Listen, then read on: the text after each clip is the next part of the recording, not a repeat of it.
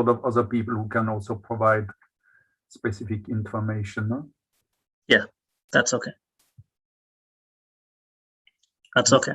Then let the show begin. At some stage, I might just quickly go out for a bathroom break, but I will choose it so that when somebody else speaks. Huh? No problem.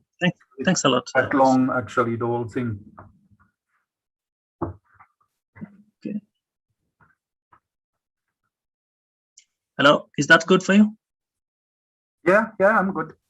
Good. So we're just gonna let everybody in.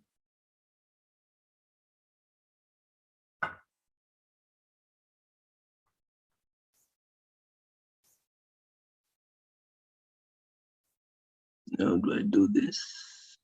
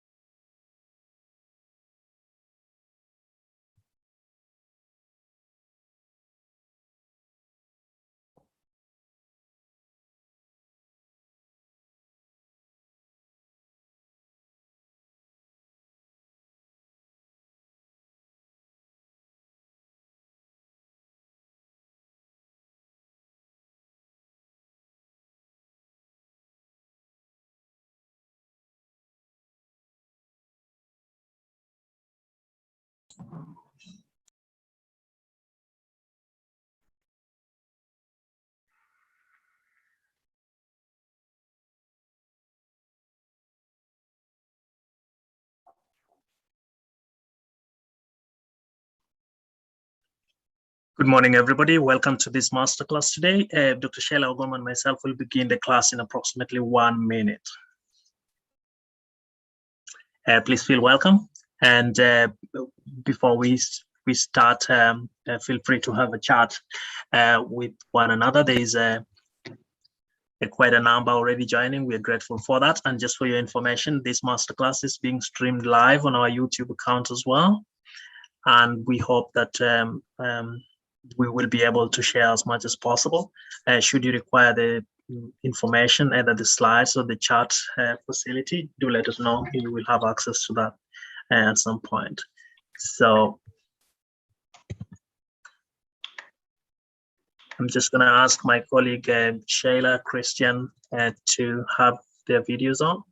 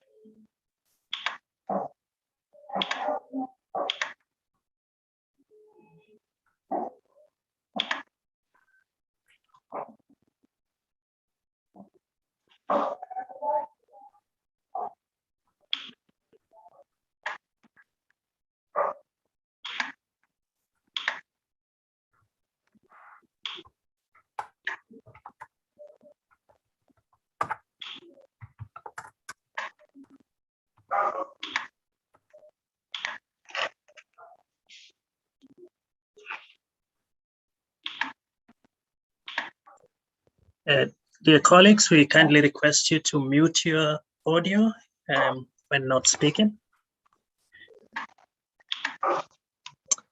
Kindly mute your audio when not speaking. Christian, can you just confirm that I'm audible? Yeah, we hear you loud and clear. Thank you. Thank you. I'm just checking whether my colleague Shayla is able to turn on the video. So. Yes, Fred, my video is on. Excellent. Thank you so much. And thanks to everybody for joining. We would like to begin sincere apologies for the slight delay on this specific masterclass. And sincere apologies also for not having the classes in the past 2 weeks. Unfortunately, for reasons beyond our control, we were unable to host these classes in the past 2 weeks. We hope that we can continue as is the schedule with the classes starting hopefully next week, continuing hopefully next week, and then as is usual. So once again, thank you very much for joining with us. There is already 172 people on the call. Because of the late announcement, there might be a much smaller number than usual, but seems like this is already quite an interesting class for most people. So thank you so much, Professor Christian Lengeler, for joining with us today on this specific class. I know that you have requested that we invite additional experts to work with us during the discussion, and we will be calling upon them at the appropriate time. And this is really up to you, Christian, to let us know when we should be admitting them onto the video. Again, kindly request all our colleagues on the line, please mute your microphone, or we will remove you from this class.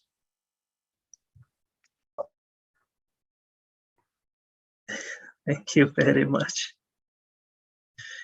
Thank you very much. You can share your questions or comments via the chat box. Sheila and myself will try to pick this up as much as we can. Just for your information, this masterclass is being streamed live on YouTube as well from today. So again, welcome to everybody. I think we are good to begin. Professor Christian, there are many people who call you Mr. Badnet.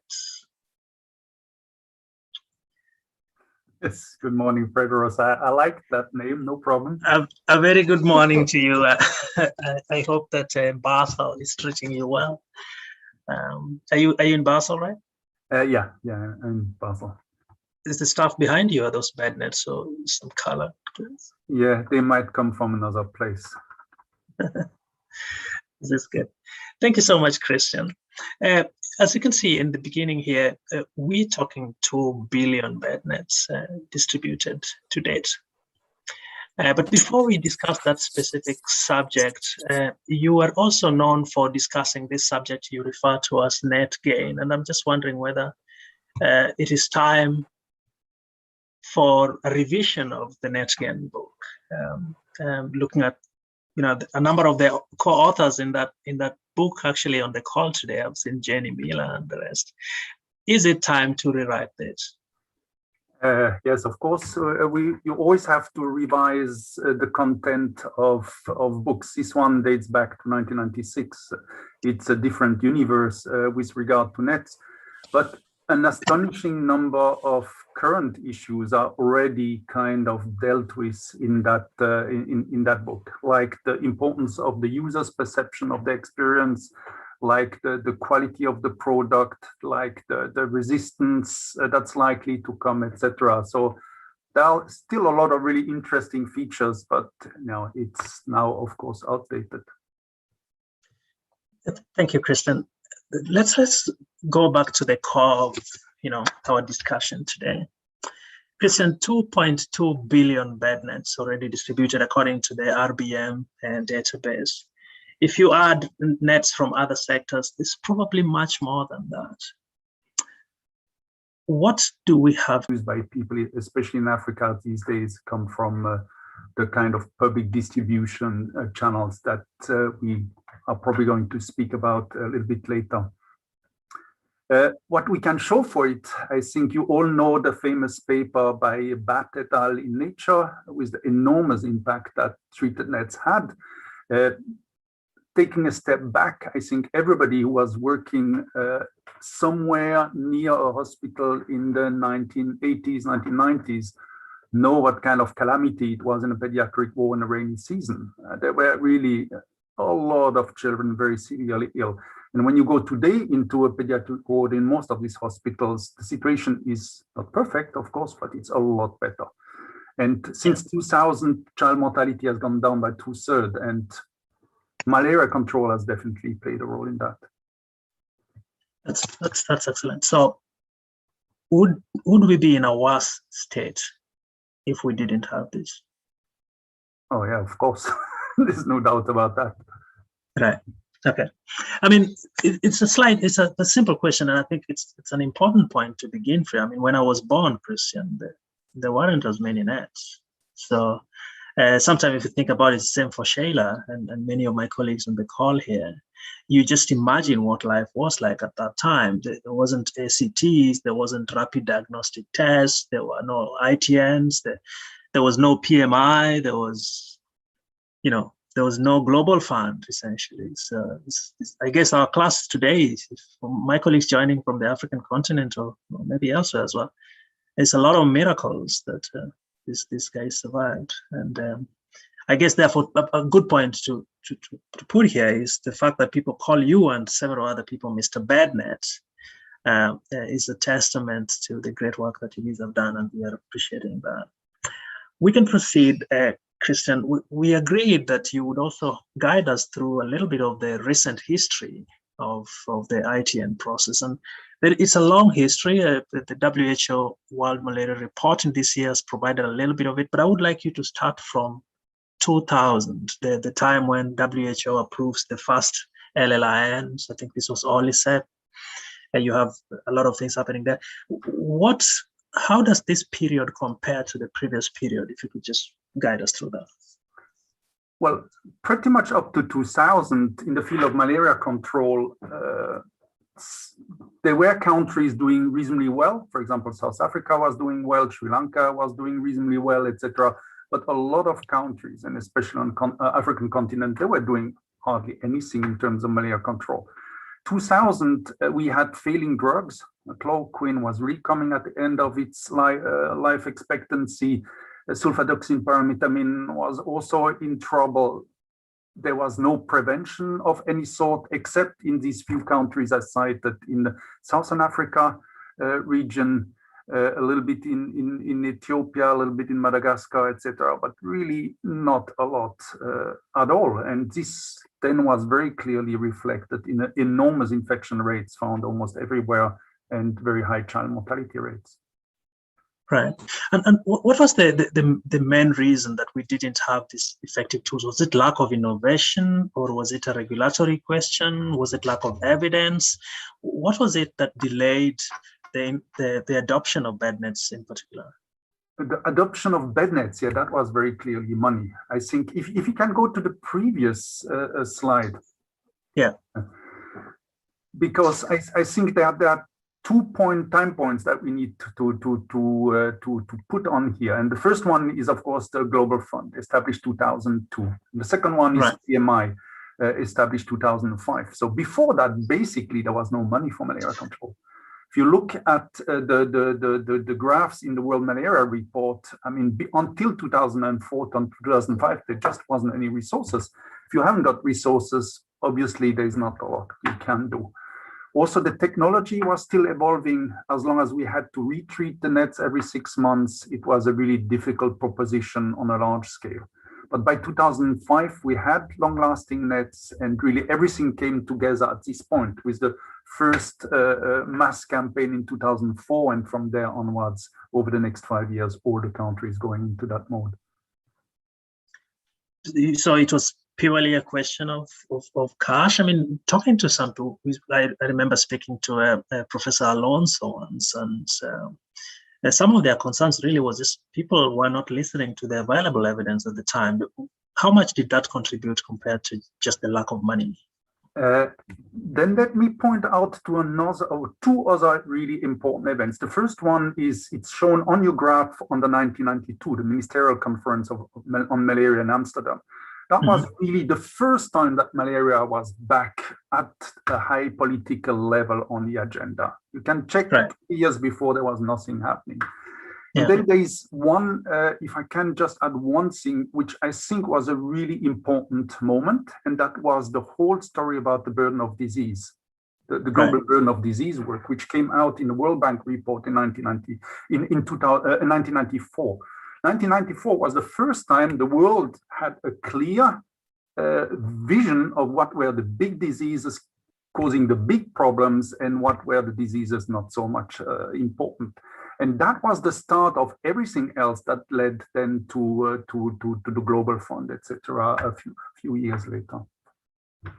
So it's really evidence of the size of the problem and the economic impact also, with this famous commission on macroeconomics in health led by Jeff Sachs around 2001, that totally transformed the vision of the world and the political situation.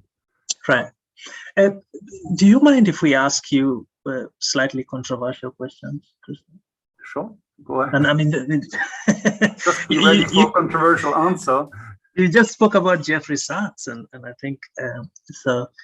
I probably asked you this already before, but you know, in the history of bad nets, we're still talking about this. There has been a time when a certain group of people, probably including you, have been accused of killing babies. Explain this, or clear the air, let's say.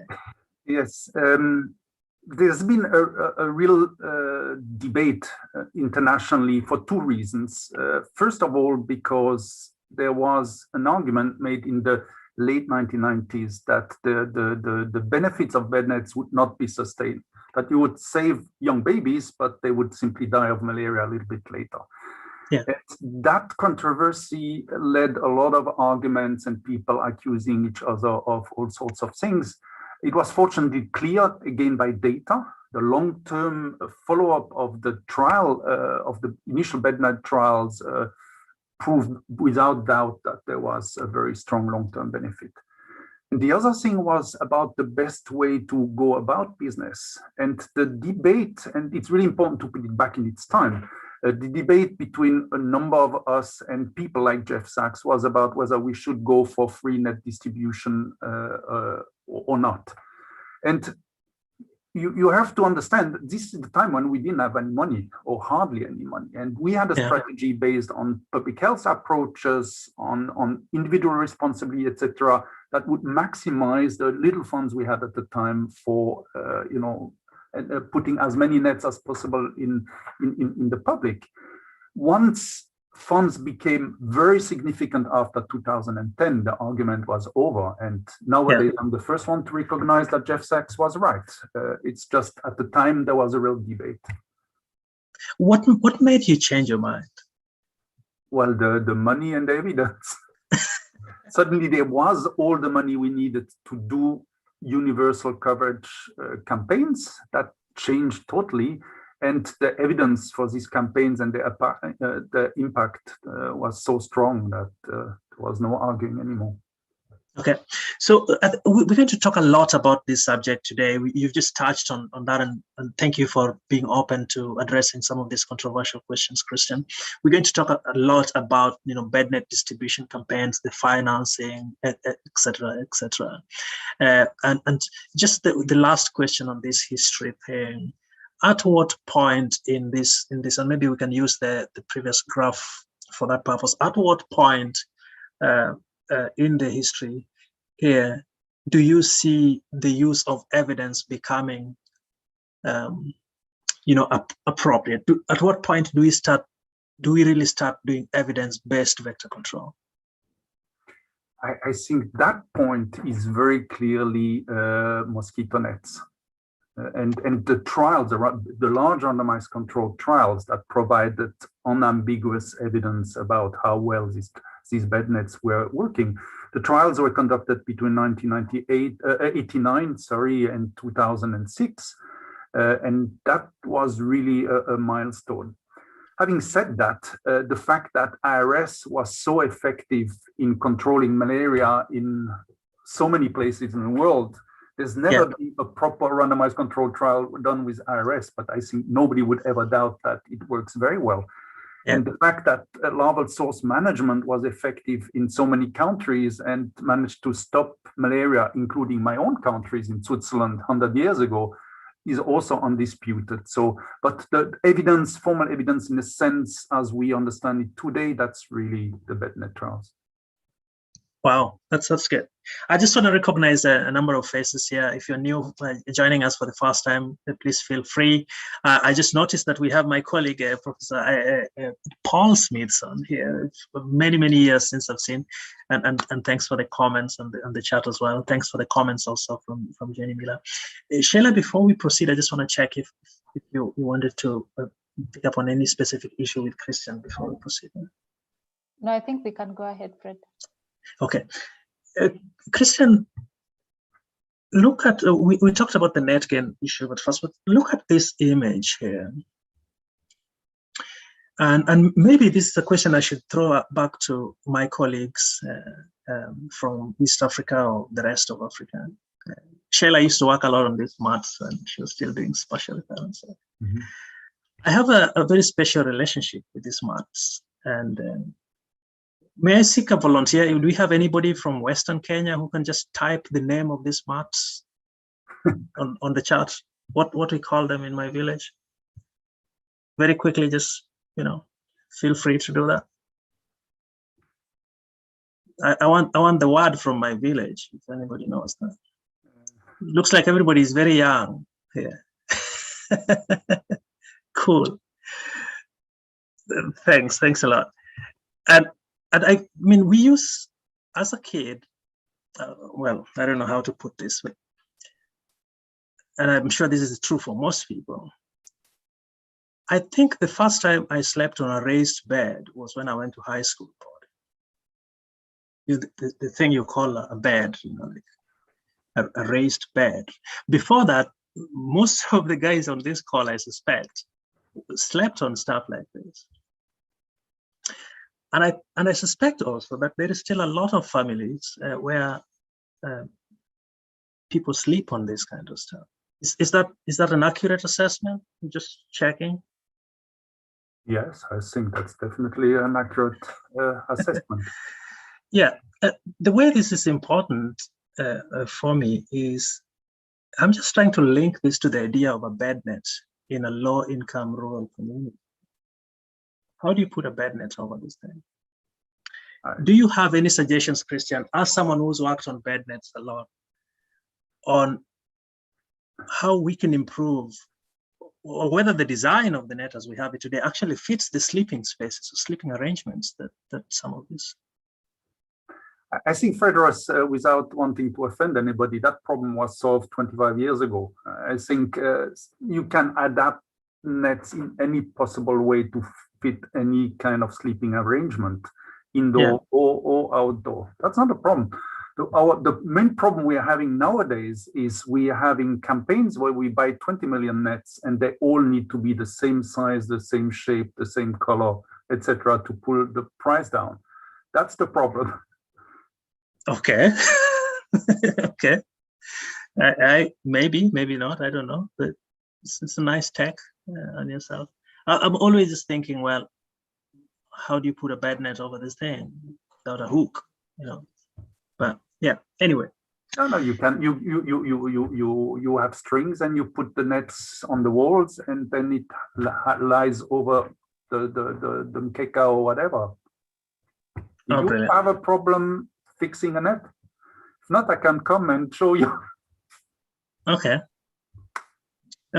Well, we can talk about this at another point. Sheila, please go ahead. Thank you, Fred. That's really interesting. Taking it back to the practical side other than just the scientific side of things. So thinking about the recommendations that we have in place, Christian, in 2019, pyrethroid-only nets that have been qualified by the WHO were recommended for use, especially where biting happens predominantly at night. Now we have pyrethroids PBO nets in place, and we have interim recommendations for where they should be used. Are there any updates in this space, given that now we have more than just pyrethroid nets? Any updates here? Thanks very much, Sheila. I think the recommendation that I wanted to pull up is exactly what you pull up. It's from the WHO. I think there is good evidence that PBO nets are better than normal nets. Depends a little bit on the resistance patterns, the resistance mechanisms, etc. And that's why there is a slight qualification here in the middle somewhere, where it's the resistance needs to be confirmed of intermediate level and confirmed at least in part by monooxygenase-based resistant mechanisms.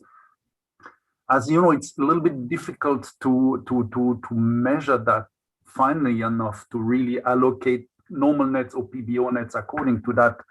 My personal view is PBO nets, since the big trial done by Natasha Prof and others in Tanzania, it's very clear that they work better than normal nets, significantly better.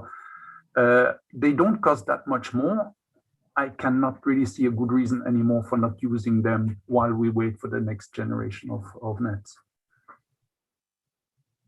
Thank you, Christian. And when we are thinking about the combination, combining bed nets and IRS, are there any updates there? What should we be doing when we also have PBO and we have other novel insecticides for IRS? How should we be thinking through this? Yeah. What should we have in place? Yeah, I think you're pulling up exactly what I would also have pulled up. And I think in the combination of ITNs and IRS, that really, there's not a single simple answer to that, because it depends obviously on the level of resistance. You can imagine a situation where level of resistance is so high that it really calls for additional action. But I remind you that there was work done supported by WHO in 5 countries and work coordinated by Imo Kleinschmidt that showed not a particularly high impact of resistance in 5 different settings in Africa on how well nets at least give a personal protection measure. So that's kind of a little bit reassuring in some ways. On the other hand, the PBO net story showing how much better they work, about 40% better than normal nets, suggests that resistance must have an effect, because otherwise we wouldn't see that difference. Now, combining IRS, that is something where personally I'm very dubious for 2 reasons. First of all, because with IRS and ITNs, you basically target the same mosquitoes, the ones that are very close to the houses. So it's, from the mechanism, it's not obvious really how much better effect you can hope from that. And the most important thing is written somewhere in this recommendation is sometimes people have thought of IRS as something we should do in the area because we cannot really get the coverage in nets up. Now, I don't see the logic of that one, because nets are much cheaper per person protected per year. We're talking about $1 to $2 per person per year, as opposed to $3, $4, $5 with IRS.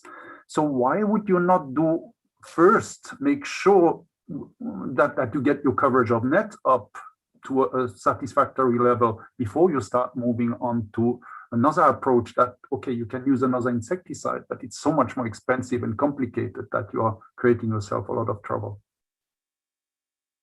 Yeah, thanks, Christian. Fred, do you have additional questions there? On that specific point, yes.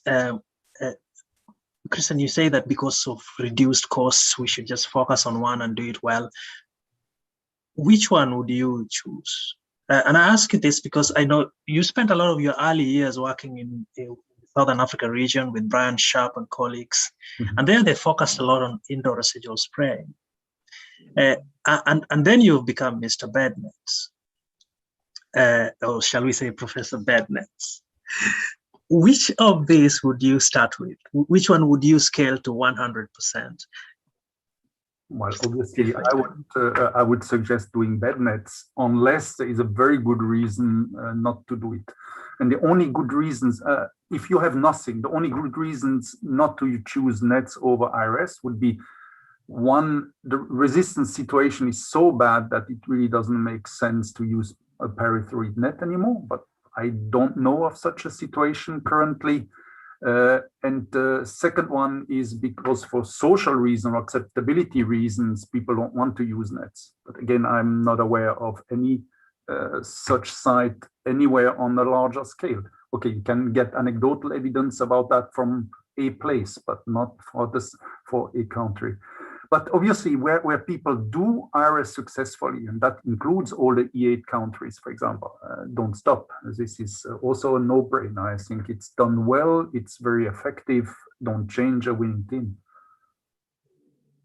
Okay. All right. Shall we continue? Yeah. Can I maybe add one thing, unless you want to come back to that before? We will. You can add, but we have a question for you actually in relation to some of the work, a commentary you've made with on Professor Chris Curtis' work much earlier on in the day. So if you want to wait, that's fine, but you can make a comment on this. Right? No, then let's continue. No problem. Excellent.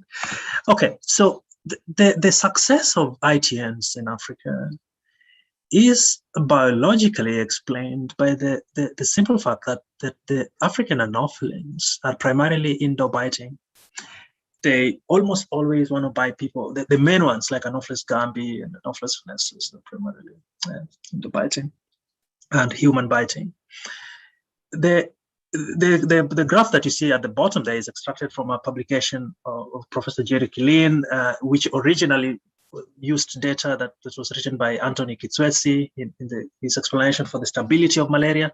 And here he actually just put in only the human blood indices, which is also from William Tapia's paper here. So African anophelines, almost, the main ones preferentially bite humans and they preferentially bite indoors. And this explains a lot of the success of the ITNs. But now, actually, Sheila, if you don't mind, check this with Christian going forward on that basis. Yeah, thanks, Fred. So we have evidence that there is outdoor transmission. Mosquitoes, some of the mosquitoes are actually biting outdoors. Now, keeping this in mind, and also in relation to human behavior and how it relates to the efficacy of bed nets and other vector control interventions, how much of a problem is really outdoor transmission and residual transmission when we are talking about the efficacy of bed nets? I don't think that outdoor transmission influences the efficacy of bed nets as much as you might think.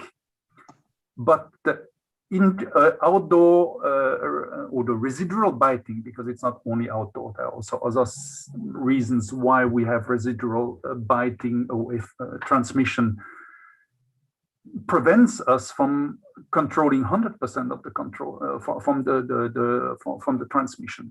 With nets, we probably reduce transmission by 80 or 90%. Depends a little bit on the vectors, the settings, etc. But that's a long way from 100%. Because the EIR, the vector capacity, is so incredibly high with malaria that even 10 or 20% transmission left still is plenty to maintain transmission. And so I would say this residual transmission that we experience now and described very well now, it's basically what happens when you take away the big chunk, then you start seeing the small chunks, and the small chunks are not that small. They are significant, and we really need to address them. But that's not a net problem. That's a problem for alternative vector control approaches. So, are you saying that even with outdoor transmission, bed nets are still effective? It's a little bit effective. I remember Fredros 2 weeks ago speaking that some of the biting takes place outdoor, but then the mosquito might still come inside the house. So it might still do a little bit, but not all that much, no? But we need new and different vector control methods to tackle that part of the transmission. Thanks, Christian, for raising that. I guess, Sheila, if you don't mind, I just want to probe a little bit on that. Christian, yes, indeed, we do have studies now suggesting that even mosquitoes that bite you outdoors, at least once in their lifetime, they go indoors, and meaning if you have a very good indoor tool,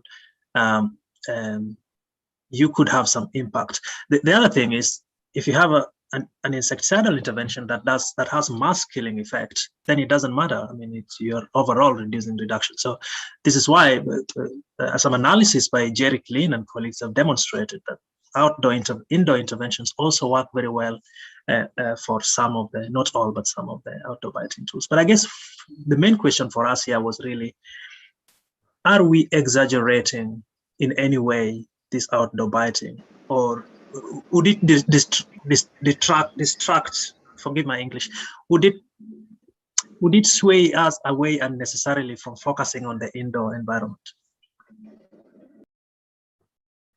I think there's maybe a little bit of risk of that if we don't understand exactly what's happening. But I'd like to repeat, we have taken care very well of the indoor part of the problem, but we are left with the outdoor problem, and there is nothing we can do with, or little we can do only with mosquito nets to address that one. So it's certainly not a reason to start saying, well, nets don't work, or we should move completely to something else. I think that would be catastrophic.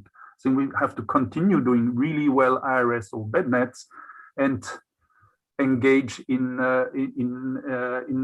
developing other interventions. And you know, there's a lot of work going on in that in that area.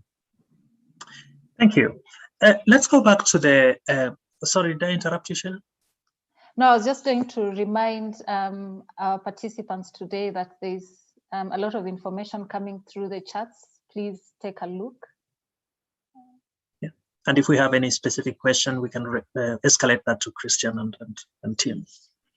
Christian, let's go back to. Go ahead. Yeah. Yeah, so I was just going to say that I think there's one interesting comment from Dr. Sarah Moore, which goes, I'm just trying to find it. So if we had 100% coverage, I'm paraphrasing, 100% coverage of bed nets, would residual transmission still be a problem? Christian, would you like to comment? Yes, the answer is undoubtedly yes. I cannot tell you how much it is, but there is a small part of the mosquito population that will not come in contact with nets, and which can sustain transmission, because they bite outdoor the houses, or they bite people who go out for work, or they bite people who wake up in the night and go out of the house, whatever the reasons is. So definitely, even if we do a perfect job with nets, we will not be able to reduce the transmission completely, unless the transmission was already very, very low to start with. In areas where the EIR was maybe 5 to start with, we see almost interruption of transmission, but not areas where the EIR was 100. Yeah.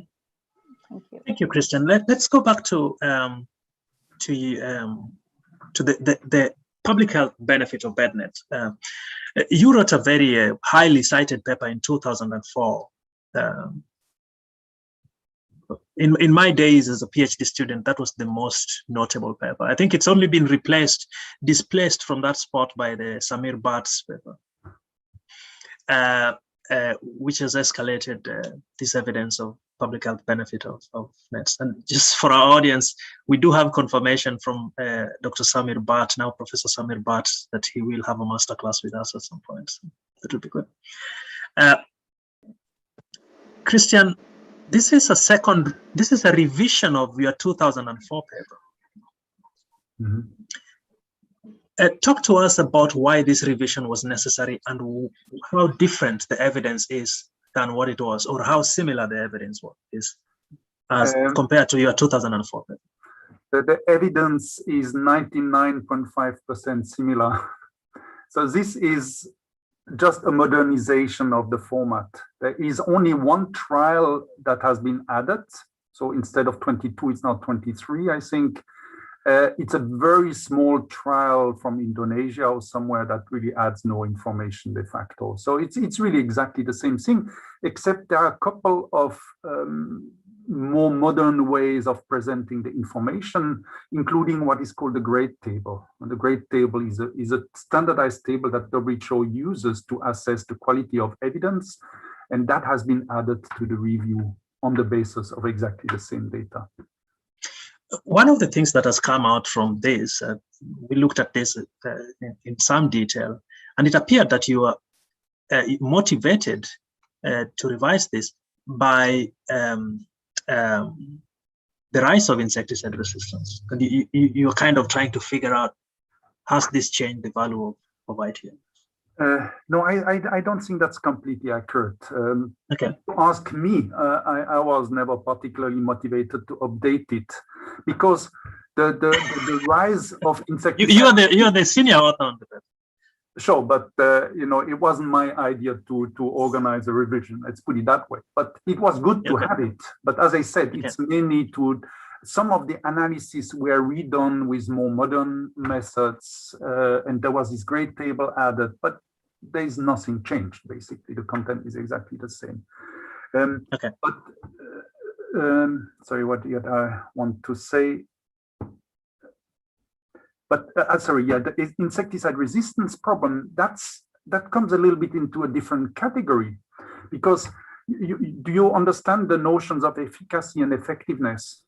Correct. Efficacy of an intervention is how well it works under perfect conditions, if everything is right.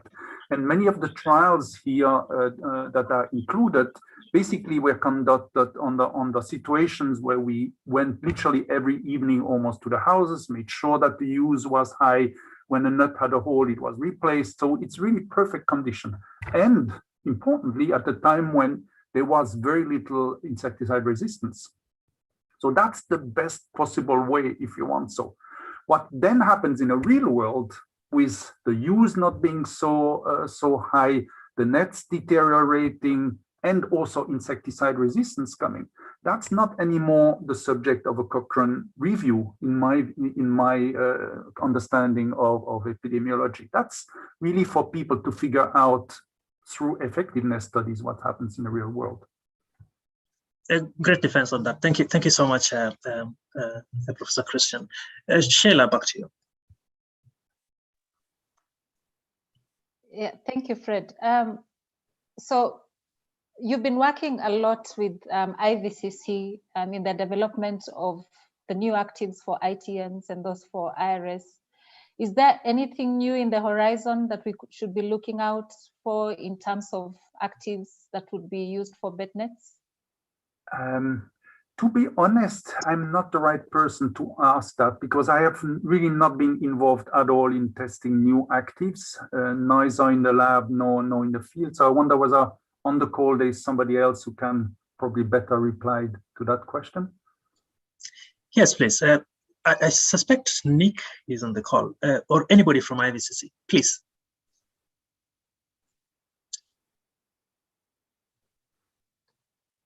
Any chance we have any updates?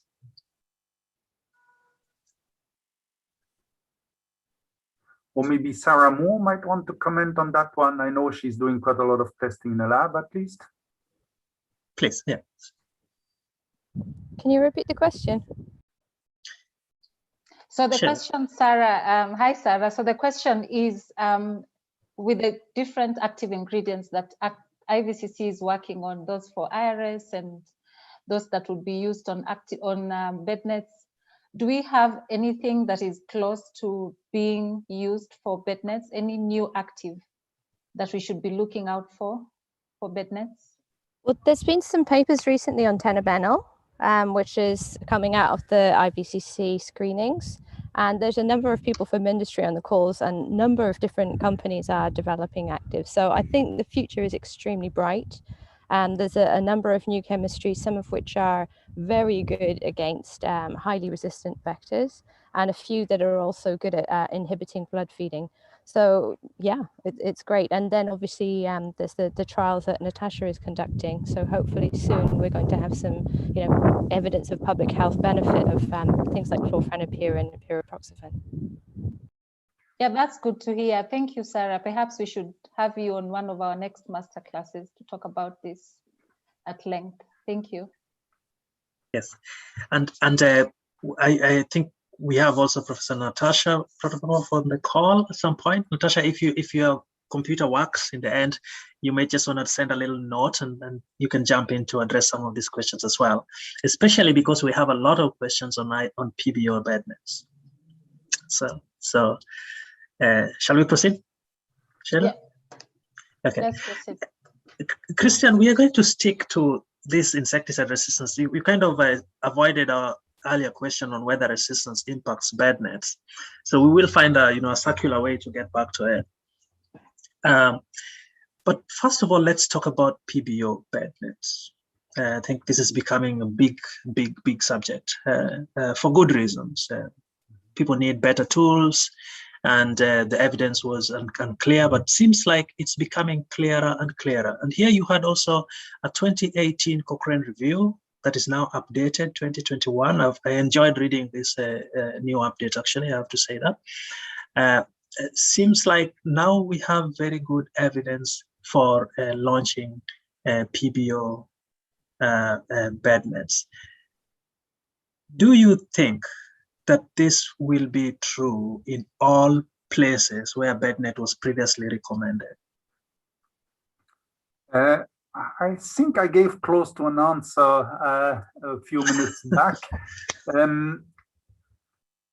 Definitely PBO nets on average work better than normal nets. I think there's no doubt about that. But it's probably some heterogeneity, because in certain situations, because of the particular pattern of resistance, they will be a lot better than normal nets, and probably in other areas not so much. And I really don't know enough that area of resistance to make strong statements about that. But given the enormous benefit that was shown in a Tanzanian trial, which is very important in driving these recommendations, because it's the one trial that's much bigger than anything else by a long way. I think, for me, we should use PBO nets everywhere. I really cannot see why this small difference in price should hold us back in case of doubt. But there is a real issue with PBO and washing off. That is a practical problem, and again, others might be more qualified to speak about that than me. Yeah, if we have Natasha on team, just send a little note on the chat, and then Sheila, you can help me check this as well. But Christian, let's talk a little bit more about this specific trial which you just mentioned, the Tanzania trial. First of all, great appreciation to the team from London School, Natasha Prof team, and Mark Rowland's team for generating this evidence. Reading this, it appears that the recommendation was actually made even before the publication was done, just because of the strength and the basis of the strength of the data. But before we ask the question, I just want to go a little bit, provide a little bit of context here, and we invite our colleagues to jump in and talk about that. This was a very high transmission setting. Fred. Based on yes, please. Sorry to interrupt. So Natasha has said she can step in. Excellent. I just wanted to point that out. Yes, excellent. Natasha, if you don't mind, just put yourself on video here, and we're going to throw a question at you right now, please. Thank you for taking over. This is good. But I just wanted to highlight some very interesting points about this. If you look at this graph here, these are very high prevalence sites. This is a place where prevalence rates were like 60%. You see the malaria infection prevalence, very, very high. Their sporozoite rates were super high, 5%. You can see all that. So just to get that basis on it. And then these guys have done this wonderful work, and the data that they show here is 4 months, 9 months, 16 months, and 21 months I don't know if there are any additional analysis going forward with that. We have a number of questions on this, and I think I'm going to throw the first one, and Sheila will continue with Natasha on this. But to you, Natasha and Christian, do you think that the evidence as was obtained from this paper, which is from very high transmission sites, would be translatable to places with low transmission as well, given Christian just said this should be used everywhere? Yeah, I can answer. I think there is also the Uganda study that had a little bit lower transmission that we had with lower prevalence. And I think the main issue is about insecticide resistance rather than transmission. And I think it might be, so I think it might be applicable everywhere. I think maybe one of the questions too is to see how cost effective they are, and then maybe the benefit to put it in a high transmission would be more important than in a low transmission area. So I think that's need to be seen. But I think from the Uganda study too, they show that it was more beneficial, and I think they were like the prevalence was lower. So I think if the cost is quite small, it's now not. I'm not sure exactly now how much the cost is compared to a standard net, but if the additional cost is quite small, I think it will make sense to use that in other area. Okay. I think one thing that, yeah. Okay, so sorry to interrupt you here, but usually when you ask entomologists or people work in this space, one argument that has been made severally is that the evidence for the negative effect of insecticide resistance on ITNs is very weak. And then people immediately point out to this paper and they say, hey, this paper provides very strong evidence that resistance impacts ITNs. It's indirect evidence, but apparently it's very strong. Now, from a study design perspective, can you explain how this study provides evidence? I mean, this is a study where you compared PBO nets and non-PBO nets. You had an IRS arm and all that. Can you explain simply how this data helps provide evidence that resistance is negatively impactful to ITNs?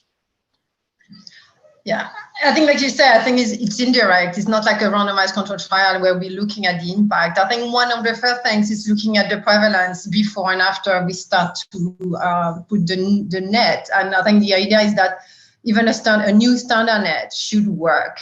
And at least we should have a reduction, and we don't have this reduction. And I think like also what Christian pointed out is that the difference between the PBO net and the standard net is so high that if the net were really working, the standard net, then we won't see this difference.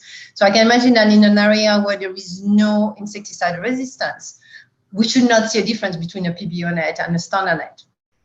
I'm just, maybe it's a little bit simplified, but I think so. I think that's why I think this really additional evidence of PBO net just I think in a way, like indirectly just point out that we have a problem.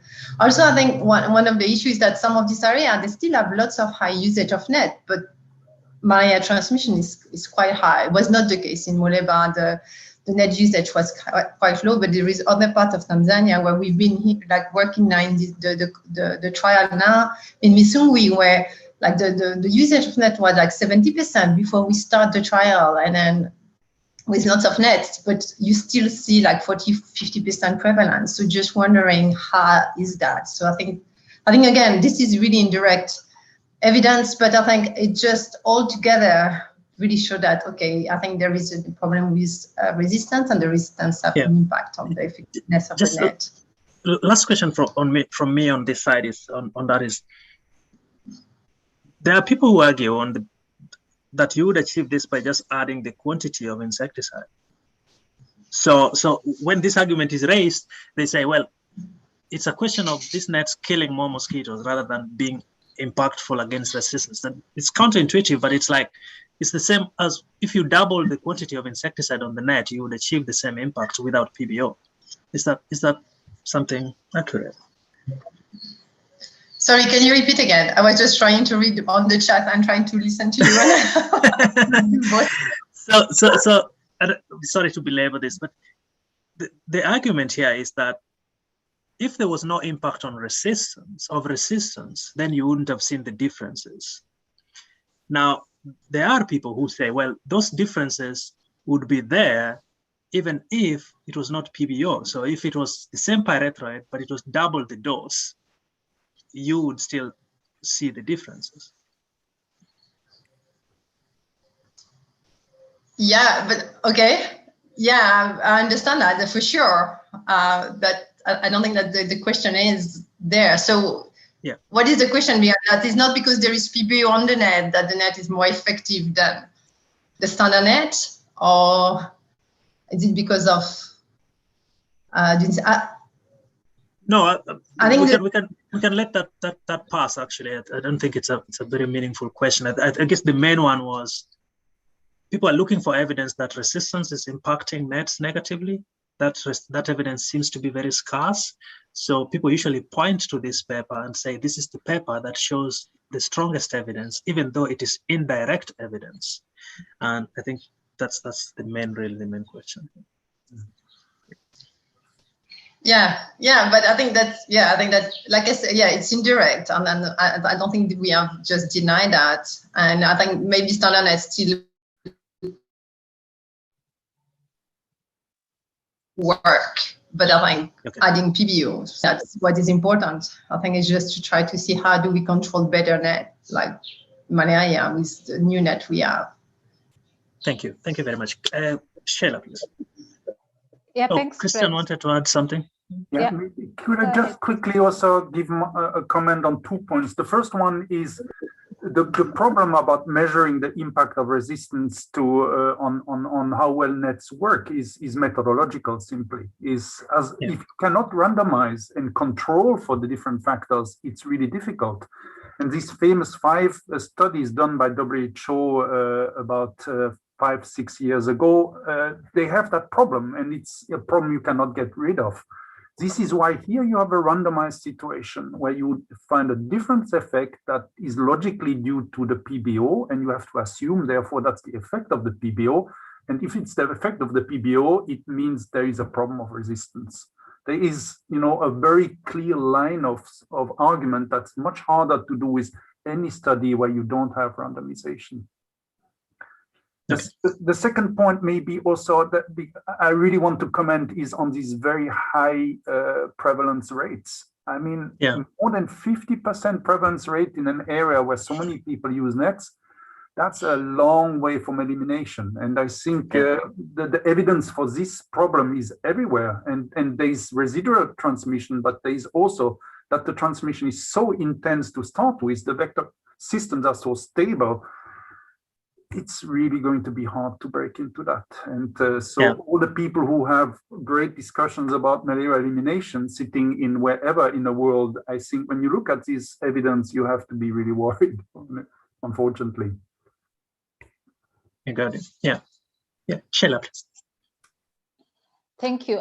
Natasha, there's an interesting point of discussion in the chats about combining PBO nets and actelic or pyrimidine methyl, and what the impact is, or what in relation to the results that we are seeing. Would you kindly comment on that? So I think we could not see additional protection when we're combining IRS to PBO versus PBO net by itself. And I think there were like different discussion. There were, discussion about the fact that PBO and actelic pyrimidine methyl might be antagonists because the way the chemistry work.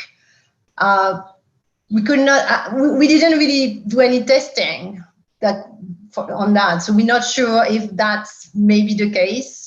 Or the other possibility is that the PBO net worked quite well, then the addition of IRS was not better. And I think that the result other like a kind of a trial that showed that when you have high coverage of net, then maybe the addition of IRS is not going to provide more protection, or the other way around. I think that's what Christian mentioned before. So I think but like I said, we've not explored really if it might be also the antagonist effect that we are seeing, and then that could explain why they're just not performing better when they're together.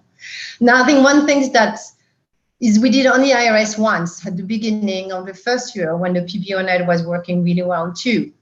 It would have been interesting to do IRS the second year to see if then maybe there is an additional benefit when the PBO is decreasing. So I think that's something we have not done neither. So I think the way we did the trial, might just, it was maybe limiting, and we could not see. Maybe if you had IRS later on, it might have worked or not. If there were really an antagonism effect, as people are suggesting. Right. Yeah.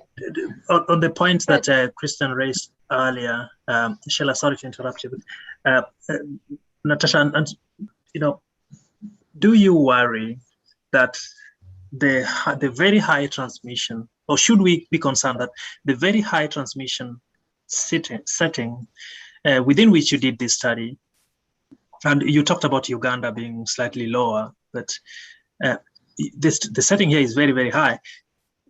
Not all of Africa is like this, or sub-Saharan Africa, or Southeast Asia. So the argument seems to be that we should be making a decision on PBO nets on the basis of resistance versus no resistance. But I guess our question here is, does the intensity of transmission matter here? And I just want to repeat this question to you and check whether this evidence is, we also need additional evidence of PBO being beneficial in lower transmission settings. Yeah, I think Churchill, they had this modeling, and I think that's probably them that can reply a little bit better on that, because like I say, we have only 2 trials about PBO net. Yeah. And it would be interesting in modeling when our PBO are the most effective and the most cost effective. And I think maybe, and that will depend on the AP also. So I think that's, now at this point, modeling might just been really useful to know where to start to deploy this net. So I think, yeah, I'm not sure if Tom or Eli are there, but I think they might be the best person also to discuss with. But first, I'd like to challenge you on that one. Yeah, go ahead. I can see no logic for stratifying by transmission intensity, because we are also not stratifying ordinary nets by transmission intensity. They prevent more deaths and more cases in high intensity transmission areas than low transmission areas. That's well demonstrated, but it's not a reason not to use them in low transmission settings, because there maybe they prevent less cases, but they help us at least to eliminate locally or to get towards that. So really, I cannot see an argument about transmission intensity. In all cases we have, the problem is the underlying insecticide resistance, and that's what we need to end, underlying residual transmission, but that has another solution. Thank you. Thank you. Thank you very much, Kristen. I just recognize the presence of Sir Brian Greenwood. Professor Greenwood just joined us as well. Another great epidemiologist has done a masterclass with us before. Feel free, Brian, to chime into some of these discussions if it so befits. Thank you so much for joining. Sheila, please go ahead. Yeah, thanks, Fred. Natasha, thank you very much for agreeing to join us today and participating and answering some of these questions. And thank you very much for this wonderful study. It has obviously generated a lot of questions, because we actually have something that works against resistance mosquitoes. So I think one of the questions with most people is that, does the content of the PBO matter? Does the concentration of the PBO really matter when you're thinking about the efficacy in the long run of these nets?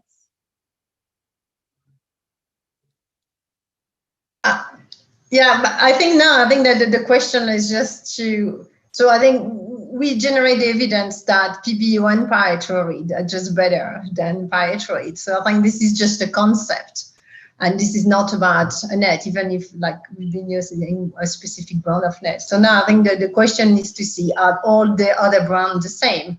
And I think that's probably not in big trial as we do. I think that's more about all the discussion on phase, like the laboratory and then experimental, and this non-inferiority trial on outcomes, and also looking at the durability and the bioefficacy of the PBO. So I think that's a little bit different now. I think it's just more like, yeah, some experimental and lab work that need to be done to see if all these brands are comparable. And I think that's the question for PQ and other, just to answer that rather than this big. But I think like the different trial now just show that, yeah, PBO are working, PBOnet are working better. Yeah, but, Thanks, Natasha. One more. So looking at the recommendation that we have, finish this one. The interim recommendation that we have on using PBOnets, where there is moderate to high transmission. So say where PBOnets are likely to increase mortality by more than 10% in insecticide resistance mosquito populations. What are your thoughts on this? So for instance, if you're in a place where there is really high insecticide resistance, say 40% mortality, and you increase it to 10%, is it still meaningful to use PBOnets?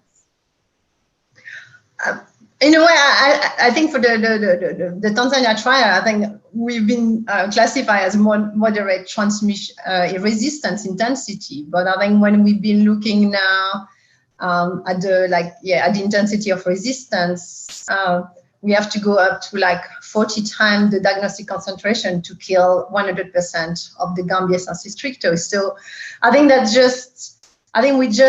I think there was really high transmission and high resistance area. So I think PBOnet can still be effective there.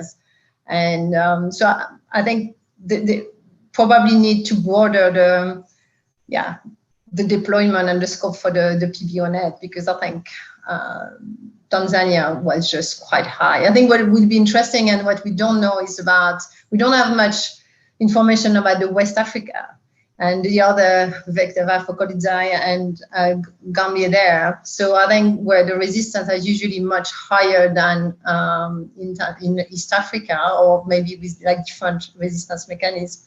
So I think that's still like a kind of a little bit a question mark there to see, because there is no trial that just show anything that show if people are working. So I think if they are deployed there, I think it'd be really important to monitor effectiveness and of this like deployment there, because I think we don't have much evidence for that. Thank you. I think that thank you so much. We've never in any of our masterclasses discussed a single paper for so long. But this is great. I think from the new Cochrane review, it also now clarifies that in high resistance places, you have quite a lot of impacts. I don't know if Dr. Heather Ferguson is on the line, but that recommendation, even though it was interim, I suspect that, maybe it's been changed. I don't know if there's people from WHO to write on the chart that, but if I were to make any suggestion myself, I think the recommendation that PBOnets are necessary for moderate transmission settings should probably just change to, for moderate resistance settings, should probably just be changed to resistance settings, so that it doesn't matter if it's moderate or high. But that's just a thought. On that basis, actually, we do have one last question to Christian here, which is, should we be using PBOnets on a preemptive basis, even in places where you still don't have moderate levels of resistance? Or should we wait until you have resistance? Here again, my answer is yes, without any doubt. And let me just say two things to that. First of all, the cost of PBO is not that much more. So we probably get some benefit at very low additional cost. But there's one thing we haven't discussed, and it's also very important, and that is that programs struggle to do things in a non-standard way. I mean, how are you going to plan a distribution when you have a whole mosaic over a country and the program has to start ordering so many nets for this kind of situation, so many nets of that other type for? it's getting really very complicated. And there are practicalities also in procurement, etc., that make it really difficult. So the simpler the recommendation and what we do, really the better. And that, I think, is also for me a very important aspect. There is actually a comment on the chat that PBO nets are multiples. There's multiplicity in that so-called PBO nets. There's not just one branch. I guess this is in line also with what you're saying, Christian. It's been mentioned a lot, the issue of pricing. Let's talk a little bit about that. How much does anybody know? Do you know, Christian, how much do these nets cost? My understanding is that they are about 20% more expensive, but I'd be very happy for somebody who is informed to confirm or infirm that. And how important is the issue of pricing going to be for the future of this technology?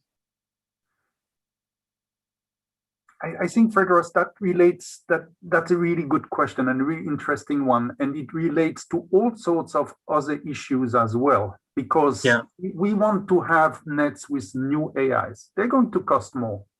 What's the impact of that? We need much more solid nets, and I hope we can talk to that in a minute. How much are we willing to add on the cost to get that? So this question is really important, and I think the only answer I have to this point is nets used to cost $5. Now they cost $2, and we are having discussions about whether moving to $2.40 might be a problem or not. I think it's really nonsensical. I think as long as it remains in this range, we should just find the resources and do it and not have long arguments. Right. In the WHO GTS document, there was an accompanying document, which was, I think, action in, I don't know the exact title, but it was mostly about the costing of the GTS. That said something like, if we were to deal with malaria well, we would be having a return of investment somewhere between 60 to 1 to 40 to 1. Very high returns on investment. I've just seen a comment on the chat here saying we shouldn't worry about the price. We should instead think about how much one malaria death really means. But the reason I think this is important is if you look at that figure, Christian. And I have to declare here, we got this, Sheila and myself got this from a PowerPoint document that's available online from a Global Fund meeting from 2019 in Singapore. And they have some very interesting slides in there. And one of them is a Global Fund slide that looks at where the money goes. So the different things they have to buy. And I guess for us, the question, if you are an NMCP director, you have to ask yourself, if the price of a bed net increased even by 2 cents, Christian, you say it's 20% more, so it's not important. But even if it increased by just 20 cents, how will this require a committee meeting at Global Fund or something? Should we just assume that we will still have the size of the budget for this?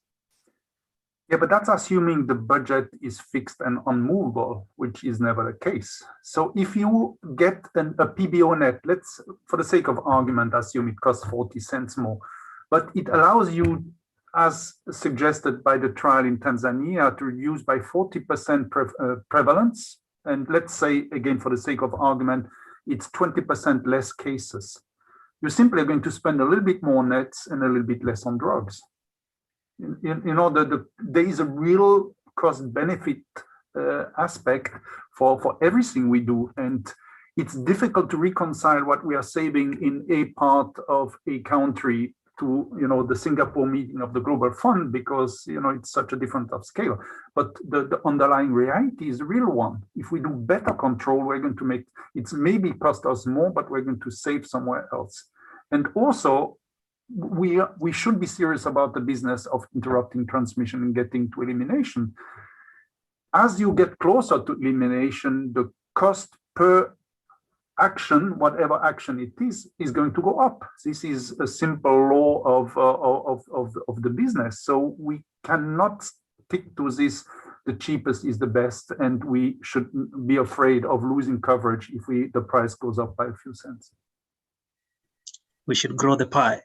We should grow the pie or shift the pie, whatever is required. All right. Thank you, Christian. Private sector. Let's talk a little bit about private sector. At the moment, we have this situation where, bed nets are delivered for free, essentially, to most people.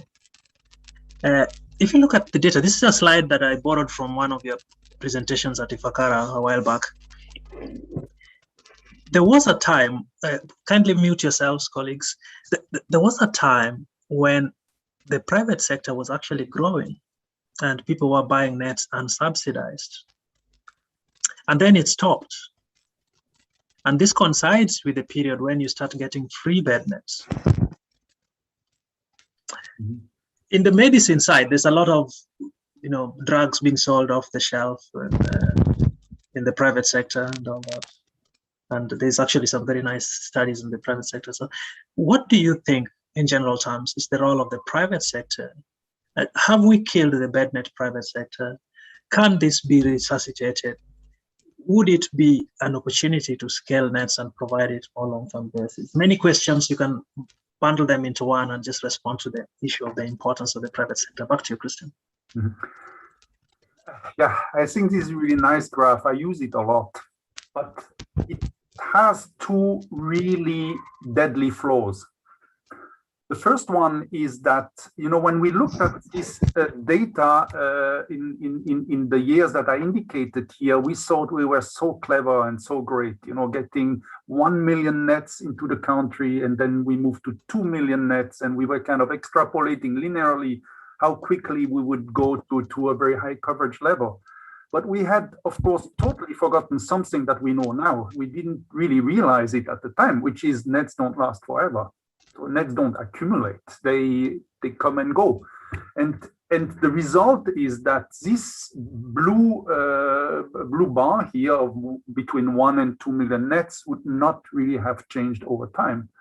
So, and the second deadly flaw in this graph is when we calculated how many new nets would have to go into the country every year to just maintain replacement level.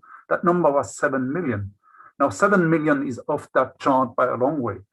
So it's just a numbers game, and we were not getting it right. And my conclusion from this is that the private sector might add 10% to the nets, possibly a little bit more, but it's never going to be a major factor. And I don't think we'll ever have a situation, except in Singapore, maybe where commercially bought nets will make any difference. That is, and we defended that model for very long, but I think now it's very clear that it was wrong. But I would like us to challenge you on this, and I invite others to do the same. Look at this data from Ghana. This is a publication by Alfonso and team, some colleagues from CCP as well. Congratulations, great work, I think. The study was designed really to look at people's willingness to pay for nets and acceptability.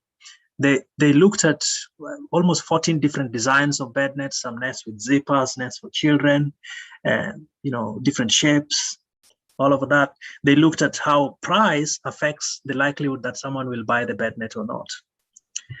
So that's all good. But what they also found is here, that in a scenario with the private bed net market, the public sector input or investment could be reduced by almost 40%.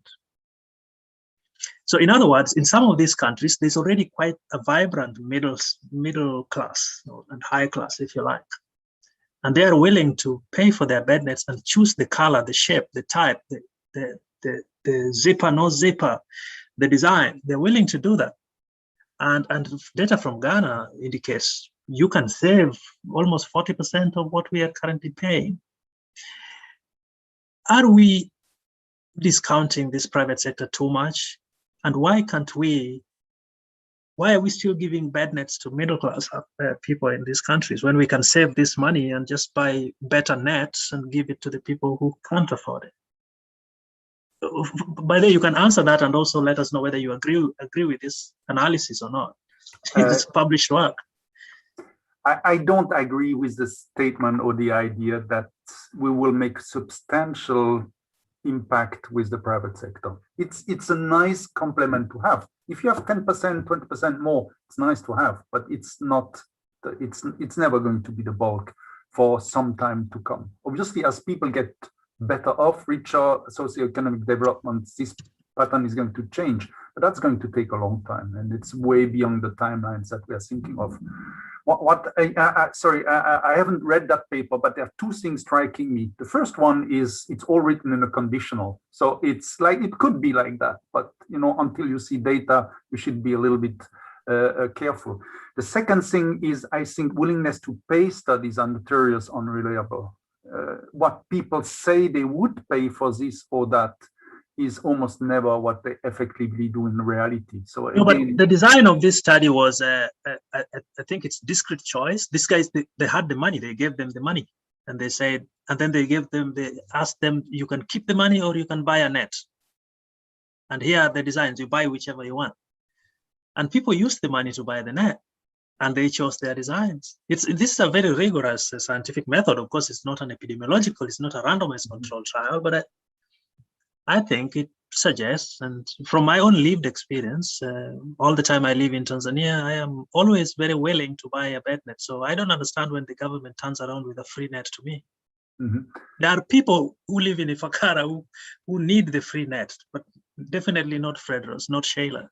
Yeah. So the question to you is, why are we giving everybody a net when we can actually save, in this case, up to 40%, and maybe we could use this for something else? Is this a unreasonable question to ask?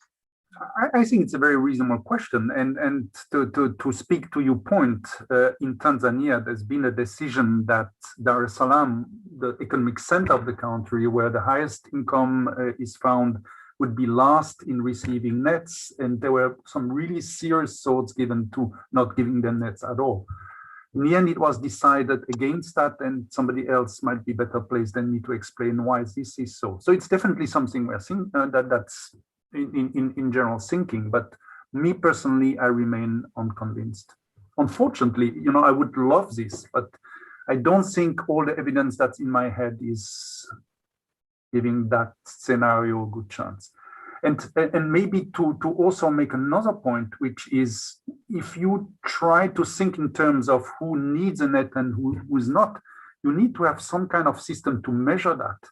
Now, one thing where we have thoroughly failed in all sorts of ways is to target poors on a large scale. I'm not talking about one village or two villages, but on a scale of the country, trying to identify poor people and target them first. That has miserably failed in all the times I know of.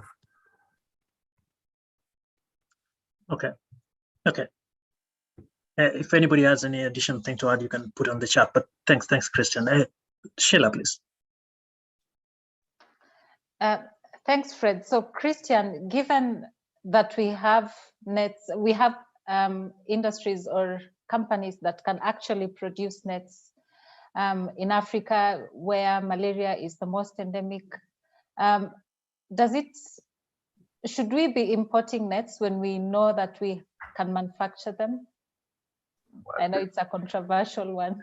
No, I think it's a loaded question. The answer is obviously not. No, and the pictures you have here with A to Z in Arusha is the demonstration that you can manufacture nets in Africa in a commercially viable situation. And of course, it's great. This created 8,000 jobs in Tanzania. It's a fantastic development. I'm just wondering, and I'm really not much of a businessman, why nobody else on the continent has taken up this? Because in Kenya or in Nigeria or in Senegal, there must be industries ready to take up that challenge. But I only observe that it hasn't taken place, but without having a good explanation for that. Thank you, Fred. We don't know why there are multiple arguments. We don't know which one is true. I think a common one is that the African companies do not have the technology to put the insecticide on the net. Tanzania is able to do it because A to Z has a tech transfer, and I've seen Nick on the call. A to Z has a tech royalty-free tech transfer with Sumitomo, and so they're able to do this. Many other countries don't. I have had a discussion once with a Global Fund board member who told me it's impossible to guarantee quality and competitive pricing if you did bednet manufacturing in Africa. But I think for me, it doesn't make sense that, a country like Nigeria that has a quarter of all the world's malaria is importing the one tool that they need the most. So yeah, it's totally absurd. I agree. And I really don't understand why a businessman in Nigeria has not come up with the idea. Here on the bottom left, you get a picture of the late Anuj Shah. I mean, he's the guy who recognized the opportunity and make it happen. And I think he did really well out of this. This is a fantastic case study. Yeah. If you don't mind, before we go into the next stage of this masterclass, I would like to check whether we have Jenny Miller or Stephen Magesa on the call, and if they would like to just comment a little bit on how Tanzania was able to set this up, or maybe if we have someone from A to Z, how they were able to set this up and do it so well, yet no other country, maybe Rwanda is now doing, I don't know, is able to manufacture nets at that scale.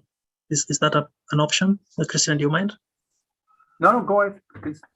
Yeah. Do we have a Professor Magesa here or a Jenny Miller? If you. Hi, yeah, I'm here. Yes. Fred Ross. Go ahead, Jenny. Yes, please. Yeah, thanks very much. Well, just briefly, I mean, we have to remember that we started off the SmartNet project in early 2002, and with support from DFID, encourage the manufacturers. At the time, there was A to Z, there was Sunflag, and there was a small company called TMTL based in Dar es Salaam. But we were working with them with lots of incentives and advertising, and also providing, at that time, it was the net treatment, the sachet, before we were, went into the development of the long-lasting nets. So there was a lot of support through those programs, and we also brought on board another called Moshi Textile Mills, based in Moshi as well. So we had, I put that into the chat, we had this sort of competitive environment of these companies who were, they weren't making nets, wasn't their bread and butter. It was T-shirts and other, products like that, mostly, garments and things like that. But I think that Nick Brown is here because he's also now, he's works with A to Z, and he could talk more to that. But I think it's a very important point to say that we had already some existing interest there and helped work to create competition to get nets out commercially. Someone is saying on the chat that the international tendering process is a factor. Is that the case? Well, we made the decision then when we were working with SmartNet to only to buy from Tanzania nets. That was a decision that we made. That's good. Okay. And shall we proceed, or we have any additional comments here? Fredos, I see Yes, Runa Bosselman made a comment. I mean, since he's one of the people who tried to set up manufacturing in Africa, maybe he wants also to... Yeah, go ahead, please. Yeah. Rune, welcome.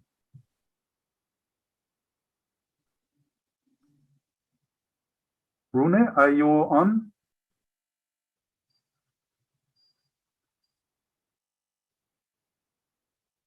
Because, I mean, nobody of us understands these issues. Setting up a factory is a huge thing, and that's definitely not what you learn in a school of public health. Yeah.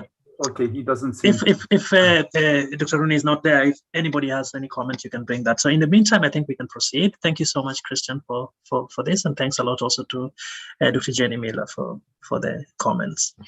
We will skip this. I just wanted to... If we had time, we would discuss, what exactly constitute the pricing for bed nets. But I think for purposes of time, for the sake of time, we'll do that. Christian, we talked a lot about scaling ITNs to everybody.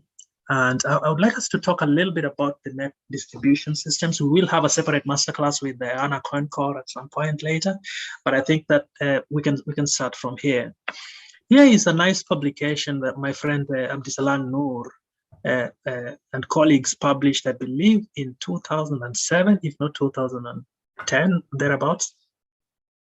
And yes, and here they analyzed the ITN coverage in Africa over time, but they also looked at what you achieve when you do different distribution systems. I think their main concern at the time was, how come the low-income households, the poorest people, were always lagging behind? If you looked at this, they were the ones who didn't have ITNs.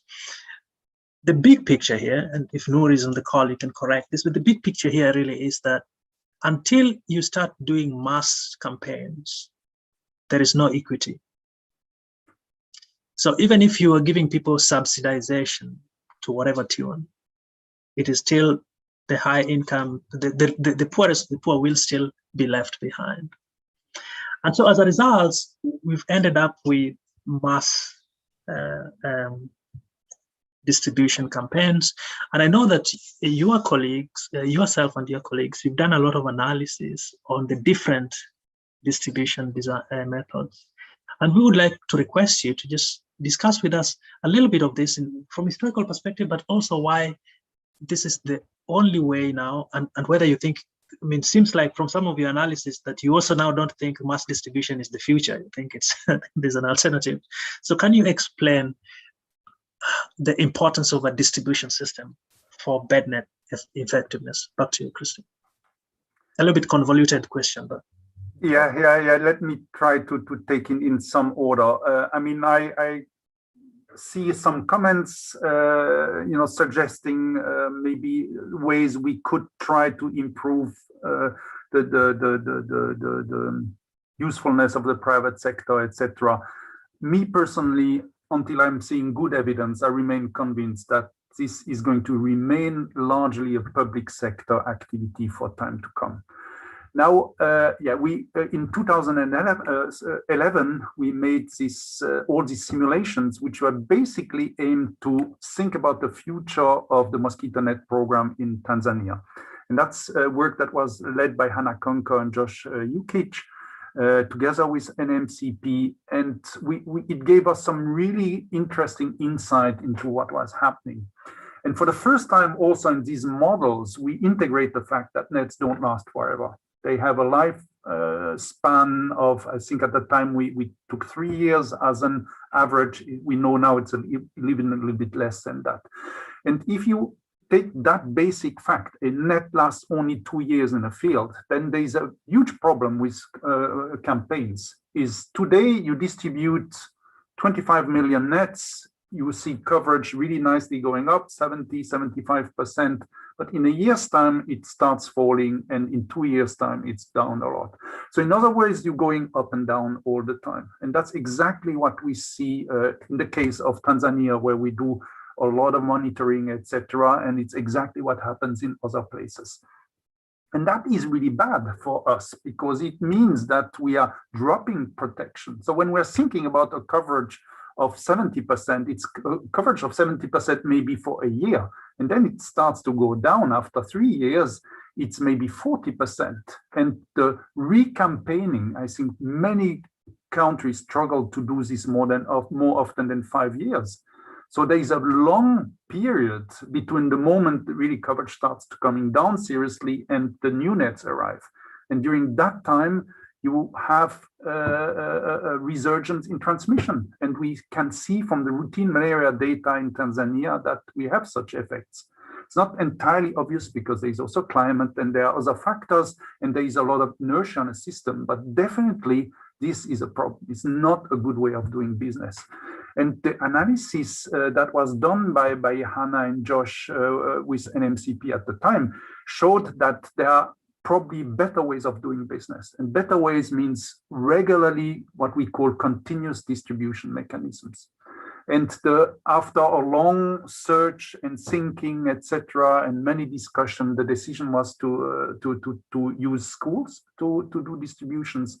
And I don't want to belabor that point too much, because I hope that Hannah, if she gives a masterclass, will talk about that. But it's very clear that the areas now where the nets where we have a system of regular distribution through schools in Tanzania, which is about half the country now, coverage is higher and more stable than in area where we only rely on mass distribution. So I think it's really an empirical evidence that it's a better way of doing business, and I really hope that this will continue. And maybe Noela Kisoka, who is working regularly with NMCP on these campaigns, might also add something here. Correct. Noela, please come on in. And I also we just put up the slide here now for the school net distribution. I believe this is from the recent times, also from Tanzania. So if Noela is on the call, please come on to the line. Thank you very much, Fred, Ross, Christian, and Shayla. We can't see you. Yeah, I have issues with video. Sorry. All right, no problem. Just hear me. Thank you very much to you all. And as just Christian has highlighted, is that with the continuous distribution would ensure over time would ensure that the coverage of the nets in the community would remain at 80%. But again, that doesn't solve it 100%. And with this continuous distribution, for the experience that we have in Tanzania, is that the nets are distributed through the schools, that's the primary schools specifically, and then also through the RCH channels. And the recipients for these RCH channels are the vulnerable groups, the pregnant women, as well as the children receiving the first measles rubella vaccine. Even with having this in place, we still have a challenge in attaining the 80% coverage at the council level. So basically, for instance, in Tanzania, what we had agreed with the program is that whenever we have coverage going below 40%, that's based on the current strategic plan, we ensure that we conduct replacement, we conduct a targeted replacement campaign in specific councils.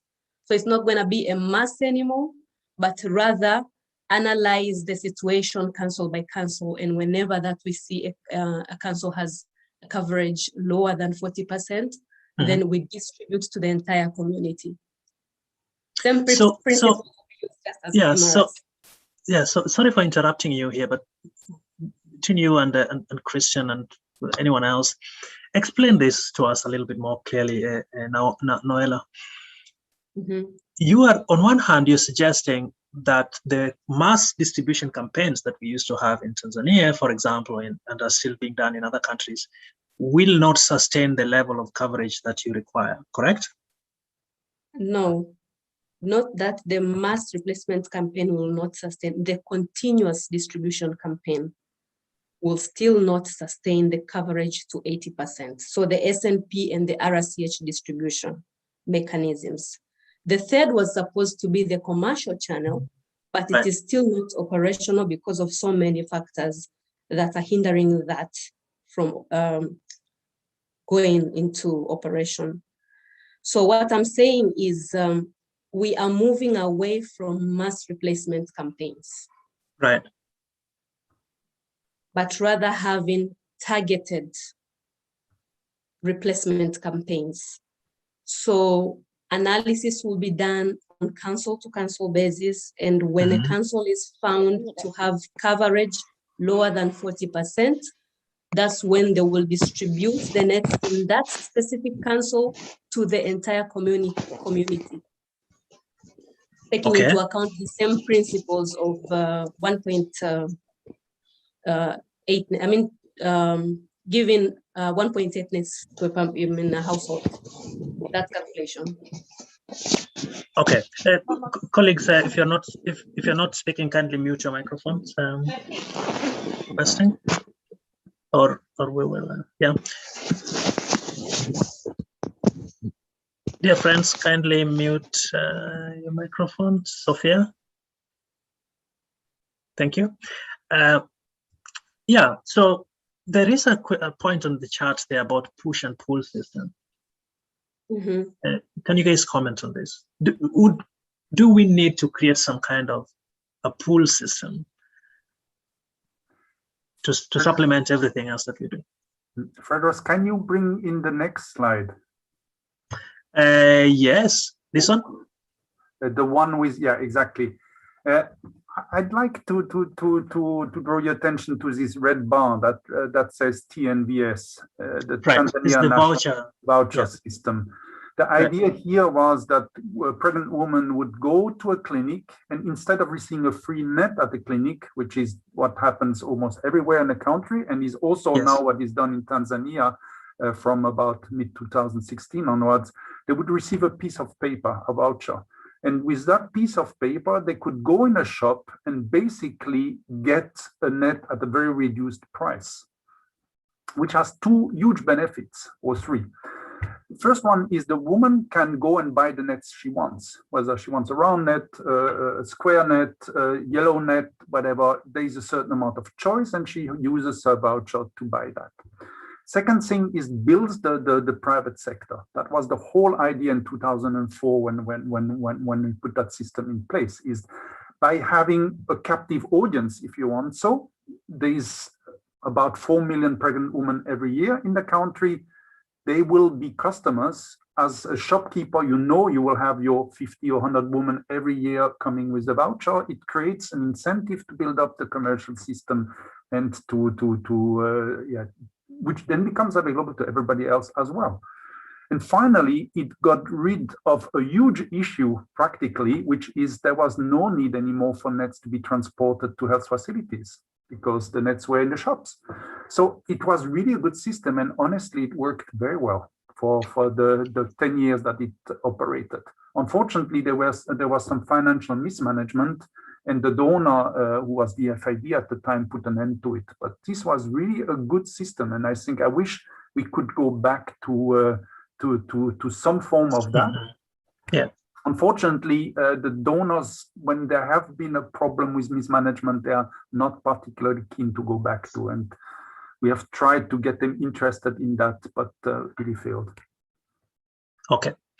Thank you so much, Kristen, for that. Our colleague Wanjiru, kindly pull out of the meeting and rejoin. I think something is happening on your computer. We kindly advise that you log off and rejoin the class. You guys see some angelic figures on the... It's the private sector wanting to talk. The private sector has to talk. Thank you so much, Noella. I hope that we can still have you on the call because we have additional questions that you might want to take on.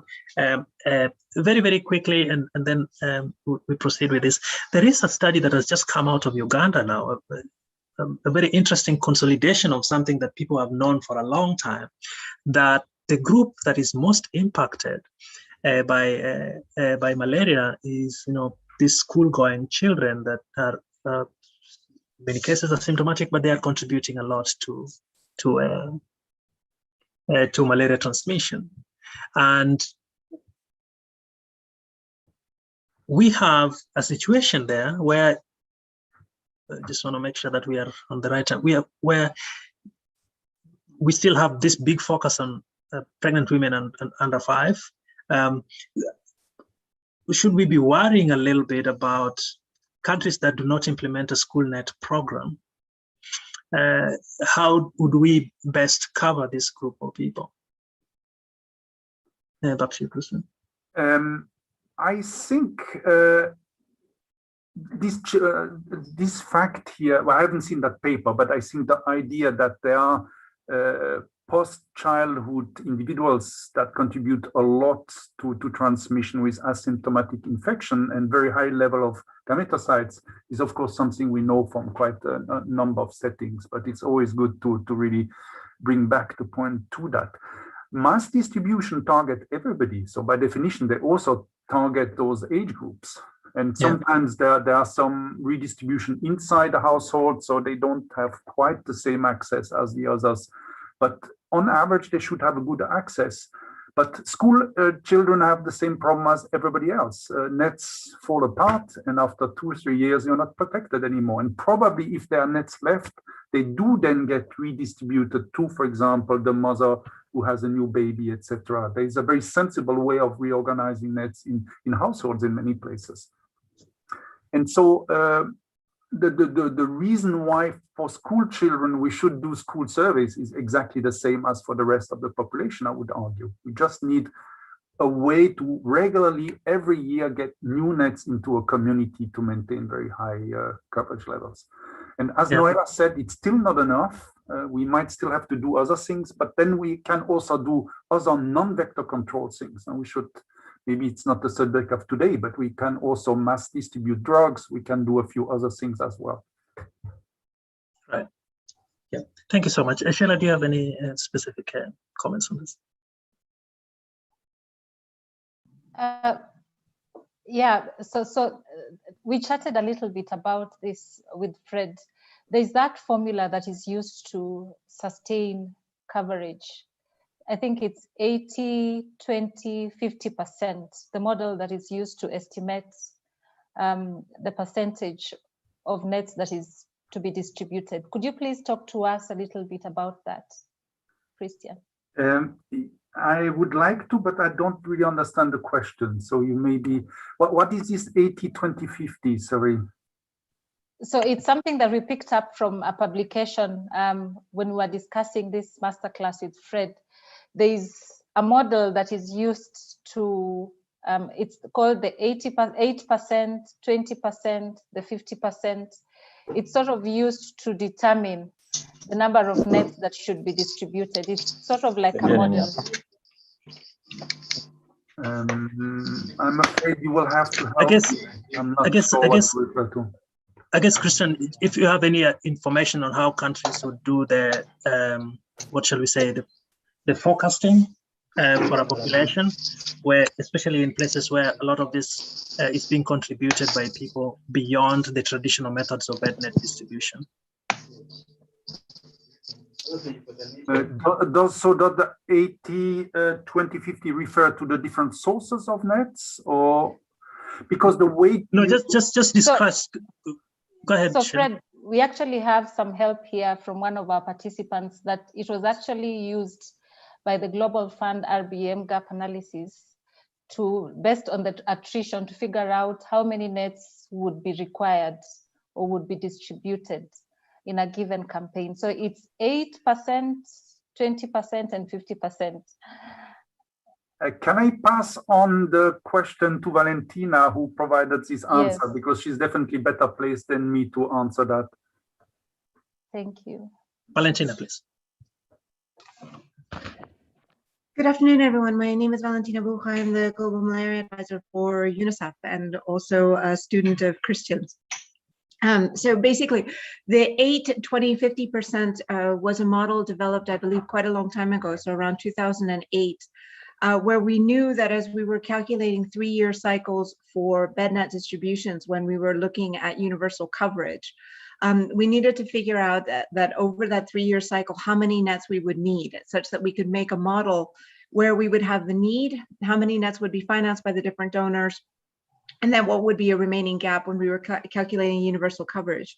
As Christian mentioned, we knew that we were expecting to lose nearly all the nets by year 3, but based on access and use, we couldn't just say that they would all disappear, you know, on year 3, that there would be this sort of slow attrition. And that's where, based on the information available at the time, as I said, this was around 2008, 2009, the models gave us that it would be by the end of year 1, we would have lost 8% of the universal coverage nets that had been distributed based on the population sizes. At that point, we were using 1 net for every 2 persons. Then based on odd numbered households, we came up with 1 net for every 1.8. So by the end of year 1, we would have expected to have lost 8%. By the end of year 2, it would be 20%. And by the end of year 3, we would have lost 50% of the nets. So going into then the new year, when we were expecting a new universal coverage campaign, we would again start from the population and divide by 1.8 to figure out how many nets would be financed. Over. Okay, thanks very much. I hope that is clear. Yeah, thank you. Thank you, Valentina. It's very clear. Fred, you're muted. yeah, making a slight change here because we had that little screen thing. Can you still see my slide? Yes. Yes. Excellent. Yeah. So we just wanted to make sure Wanjiru's little line disappeared. Christian, on the last thing we have a question for on this topic is a policy decision that also originated from the work you and Professor Jerry Killeen did, and some work that Bob Snow and colleagues had done in Western Kenya, in Kenya before. In the past, of course, we had bed nets being prioritized to pregnant women and children under 5. At some point, this changed to, well, let's give bed nets to everybody, even the others will be protected. And this was also partly informed by work by Professor Bill Hawley from Western Kenya many years ago with FACO and colleagues that demonstrated that even unprotected people or non-users also benefit from this. The way this looks like is that, you know, if you target everybody, by the time you are 50-60% coverage, you're already getting as much benefit as you would get if you target like 80-90% of the pregnant women and children. And the question we have here for you really is just to discuss how important this policy change was, and you know, whether it actually in practice delivered what the expectation was, because this was a mathematical model rather than real data. Yeah, that's basically trying to put in mathematical figures the mass effect. And the mass effect was first really shown by Fred Binka and Tom Smith at the end of the 1990s, because they realized that in the clustered situation of the bednet trials, on the edges, the effect was different than in the center. And so people who were in a control cluster got actually a benefit of their neighbors in the next door village if they were using nets. And that really was the basis for that. And then it was shown also in Western Kenya. And then I think this really beautiful word by Jerry put it in nice figures. And I use this figure a lot. The mass effect is incredibly important with bed nets, but also it's exactly the same, of course, with ARS. It's just the more mosquitoes we kill, the better it is. It's a very simple proposition. And because a mosquito needs to bite twice to be able to transmit, it needs to bite the first time, pick up the infection, and then 10 days later to bite a second time and pass it on. Really, the effect of only minimal effect on reducing the survival of the mosquitoes is having huge effects on transmission practically. And that's I think there was all this theoretical foundation of why we should move into different age groups. And then 2007, there's also something else that totally changed the malaria world, which is in Seattle, Bill and Melinda Gates, together with Margaret Chan, decided that we should go for elimination or eradication. Now, if you want to do that, then there is no doubt anymore that you need to target everybody. Because if you want to interrupt transmission, you cannot do that simply by targeting those at risk of dying.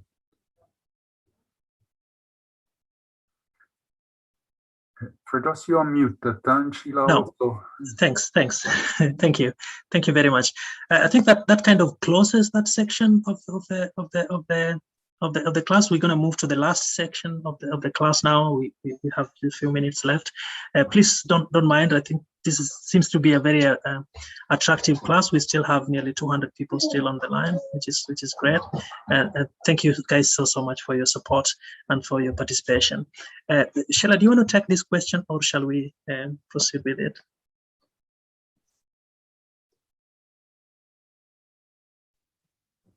Yeah, thank you, Fred. I was trying to unmute myself. Christian, so it seems like there isn't much evidence on the efficacy and impact of bed nets on Plasmodium vivax. Is this a fact? Could you please talk to us a little bit about this? No, I think that's incorrect. I think from the Cochrane review, the effect of the nets on incidence rate, on the number of cases of Plasmodium vivax, is pretty much the same as for falciparum. It's about a reduction in half in the number of cases. But of course, with Plasmodium vivax, mortality, child mortality is very low. I mean, it's not zero, but it's very low. And so nobody ever made a trial to measure that because it just would be too big. But no, I think it's incorrect. But with Plasmodium vivax, there's obviously the other problem with other hypnozoites and the fact that you can have a new infection, if you want so clinically, without having new transmission. And that is an additional problem. Oh, okay. Yeah, Fred, back to you. Okay, thanks. Christian, this is a new publication. I think it's like maybe 2 weeks old. I don't know, by Dr. Batozi Amélie from IDM, and Hannah, who will join us at some point for a class. Interesting observation here. What really matters is that people get access, and then it's not used. So I have a simple question here. For a long time, I remember still an undergrad student, people say, hey, but people might have nets, but they're not using it. You always had this argument that, oh, some people, they have the nets, but they don't use it. The use rate is so low. Mm-hmm. That seems to be not true according to this analysis. Any comments? Yes, I think it's definitely true. And there are two myths in the world of mosquito nets. The first one is, people have nets and they don't use it. I think since all the work done by Hannah Kunker, Albert Kilian, and others, we know it's not true. 90% of people who have access to a net, who have the opportunity to sleep on the net, do so. So which means 10% do not. But 10%, when we're talking about use generally in public health, that 10% use gap is very small. So really, the problem is the number of nets and access to these nets very clearly, and not the willingness to use those.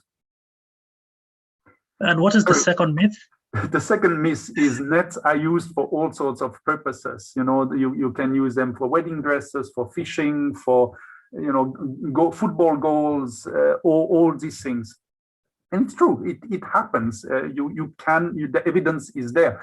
But again, when studies were done, it turns out that only 1% of the nets are used for a different purpose. Now, again, if you distribute 25 million nets and 1% are used for something else, well, that's still 250,000 nets, and you're going to see them, but it's not an issue. Not long ago, there was a story, was it in the New York Times or the Times, about misuse of nets in IGNs. How does this kind of media coverage impact bed net campaigns? Well, obviously it's not good. And journalists will pick on something because it's a good story. I mean, I remember another story about the brides in Uganda liking white mosquito nets to make the veil, etc. It's true, it exists, but if it's 1% of all the nets, it's not a problem, honestly. The only problem locally is if the nets are intensively used for fishing. And you know that from the Kilombero River, where people fish a lot, because insecticide is really toxic to the fish. And that is a problem if it's done a lot in a certain area. But then in the case of Kilombero, for example, this was forbidden by the authorities and implemented quite effectively. So the problem was controlled, so to speak. Okay, but the key message here is that we should focus on making sure people have access to the nets. Definitely, and dealing with the problem of resistance and the durability of the nets. Everything else is not an issue. Okay, we will skip some of the slides there because of the time. But on that paper the Amélie Batozi's paper that we just talked about also has a question on attrition, which we have a question related to that. But first, before that, this work that you yourself have done in the early days with Josh Jokic and Brian Sharp. And by the way, Christian, you and Josh did your PhDs together, is that right? Yes, correct. Oh, okay, so you seem to have a lot of great work together. We should get Josh to talk about cost effectiveness of ITNs at some point. there is an analysis here which kind of seems to have been lost at some point. When you did your cost effectiveness analysis, one of the categories you had was a 5-year LLIN. This is very rarely spoken about. Can you talk about the practicality of a 5-year LLIN? Yeah, this it was a modeling study, so we were making scenarios. But I remember myself having in the hands an Olisset net from Ghana that was indestructible. It was so tough, but it cost $20. And nowadays the nets cost $2, so not surprisingly, they don't last forever anymore. They don't last all too long. And that's a huge problem in practice, because there's no doubt that spending more on a more durable net is, from the cost-benefit perspective, a good thing. But there are a number of reasons why we don't seem to manage to do this for the time being. Attrition seems to be quite a high, an important thing here from this analysis. You see, the level of attrition is not small at all. Yes, yes, and maybe that's a good point to invite Sarah Moore to comment on this, because she has done one of the the biggest field study, which is the ABCR study. I think Shayla has a number of questions for Sarah on that. But before we do that, actually, I just want to raise this point that you've raised, which is, I believe that is it. This one.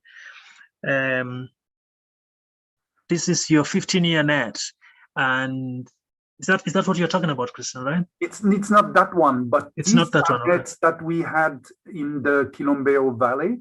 And they were really tough. They were much tougher than the current generation, no doubt. We just figured out actually that on this side, on the side here, the person squatting on the back of the net is myself. This is a very, very early young Fredros visiting Kilombero for the first time. And this bed net was 18 years old. And it was still in use, I remember that. So I'm going to do that. Anyway, Shayla, please, go ahead.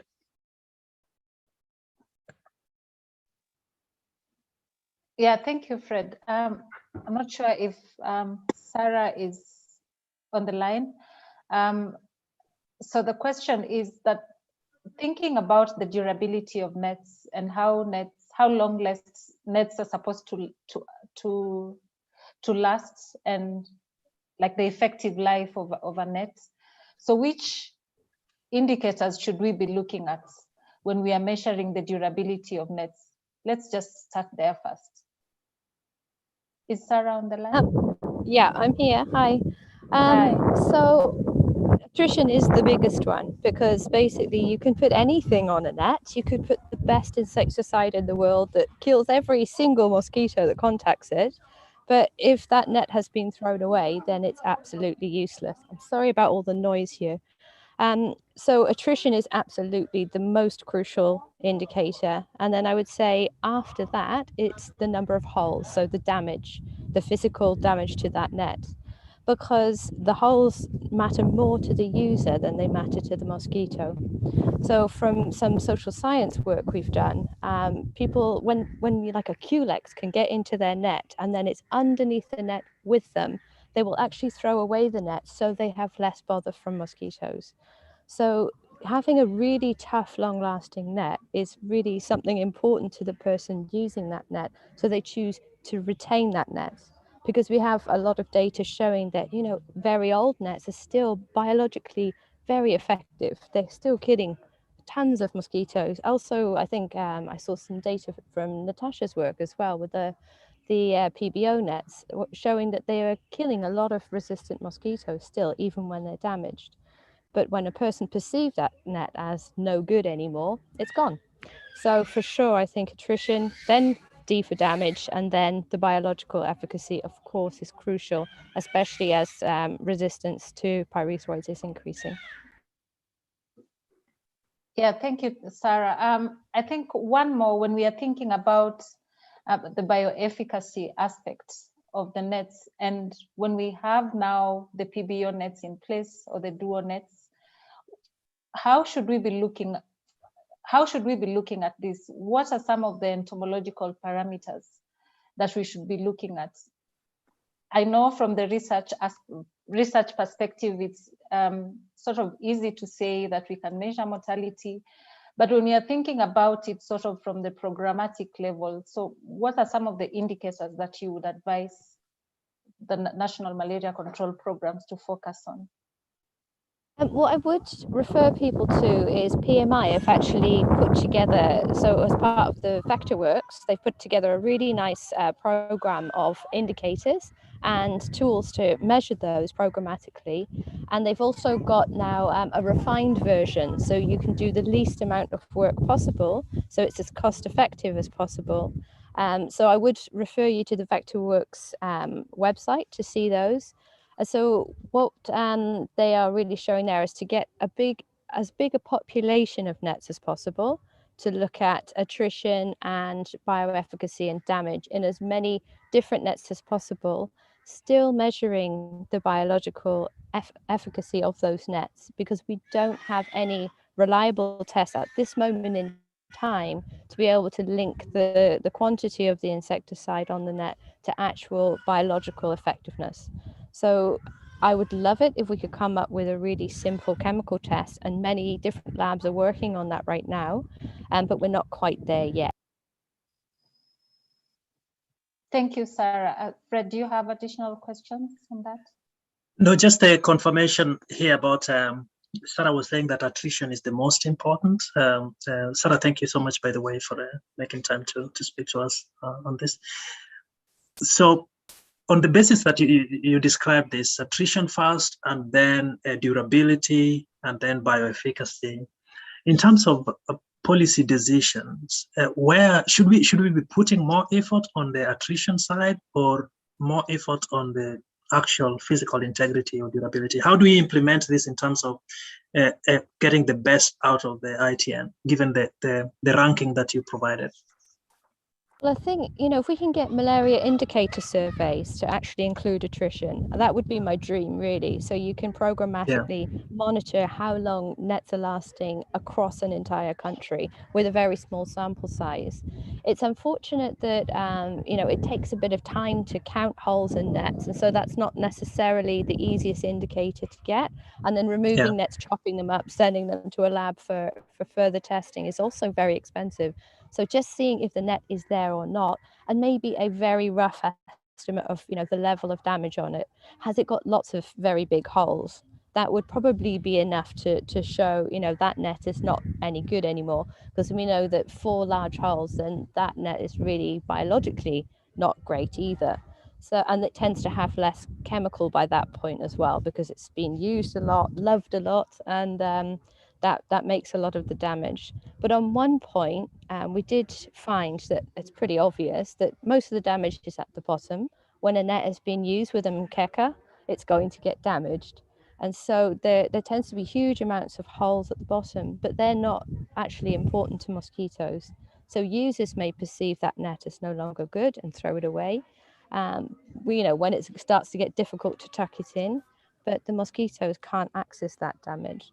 So I saw in the chat someone's asking about hole counting. Yes, hole counting is important, but all the observed evidence so far is holes are more important to people than mosquitoes. Although, of course, we want a completely intact net with great insecticide on it for, optimal control. Okay. No, thank you. Thank you so much. One last question, Sheila, if that's okay? Yeah, go ahead. Sarah, you mentioned mkeka, and I see from Christian's publication here, work with a bed net actually covering a mkeka, I believe. That's not a raised bed. This is all time. From your work with colleagues across very many different households in Tanzania, is there any need, in your opinion, to modify the design of the current net to improve use and utility overall, useful life for people using these kinds of sleeping spaces? I mean, there is damage. There's more damage associated with unimproved sleeping spaces than improved sleeping spaces, of course. There could be some behavior change communication on better ways to use bed nets. You know, if you put clothing between the mkeka and the bed net, it will, you know, reduce the amount of damage onto it. It's been shown very clearly, I think it's Vectorworks again, that folding your net up during the day can reduce the wear and tear on your net. You know, only putting it down when the kids are going to bed, so they're not interacting with it during the day, because kids damage bed nets a lot. And also not storing food in your house can reduce damage to bed nets, because rats cause an awful lot of damage. However, so where should we store the food? Exactly, it's not easy, but you know, there's an association. But there is, you know, evidence that, you know, I've worked with bed nets that shrink and people will stretch them, or they'll hang them from longer strings, because if people perceive a benefit from that net, if they have a positive view of that bed net, and that's work of Albert and Hannah again, then that net will last longer. So the interaction between the human and their net is critical to the durability of nets, for sure. But we just don't have enough bed nets out there. It is as simple as that. We need more nets, and optimizing behavior change communication so that the nets that are there last a little bit longer. Cool. Thank you so much. So deal with attrition, followed by durability, and then bioefficacy. Is that accurate? Yes. Correct. Thank you so much. Thank you so much, Sarah. And I think we can proceed. Christian, we skipped one question, but it's really, really important that we hear your opinion about this. This technology. What's your opinion, and which direction should we go? Very exciting technology, very exciting results from Ivory Coast. That's our second last question. Oh, you're talking about these openings in the eaves. Yes. I believe in data. If I see data that suggests that it works, then this is convincing me, and this technology seems to be working. But you will note also that this is a house that's pretty well built with good windows, etc. So it's also, you know, the application of the technology is presumably built to a quality of house that's already a little bit more sophisticated. All right. One last question, and then we have some capacity building last question for you. Professor Chris Curtis, may God rest his soul in peace, was a wonderful man to most of us. People who worked with him. I never got to work with him, but I remember he replied my email before I went to undergraduate school. And I'm very grateful for that.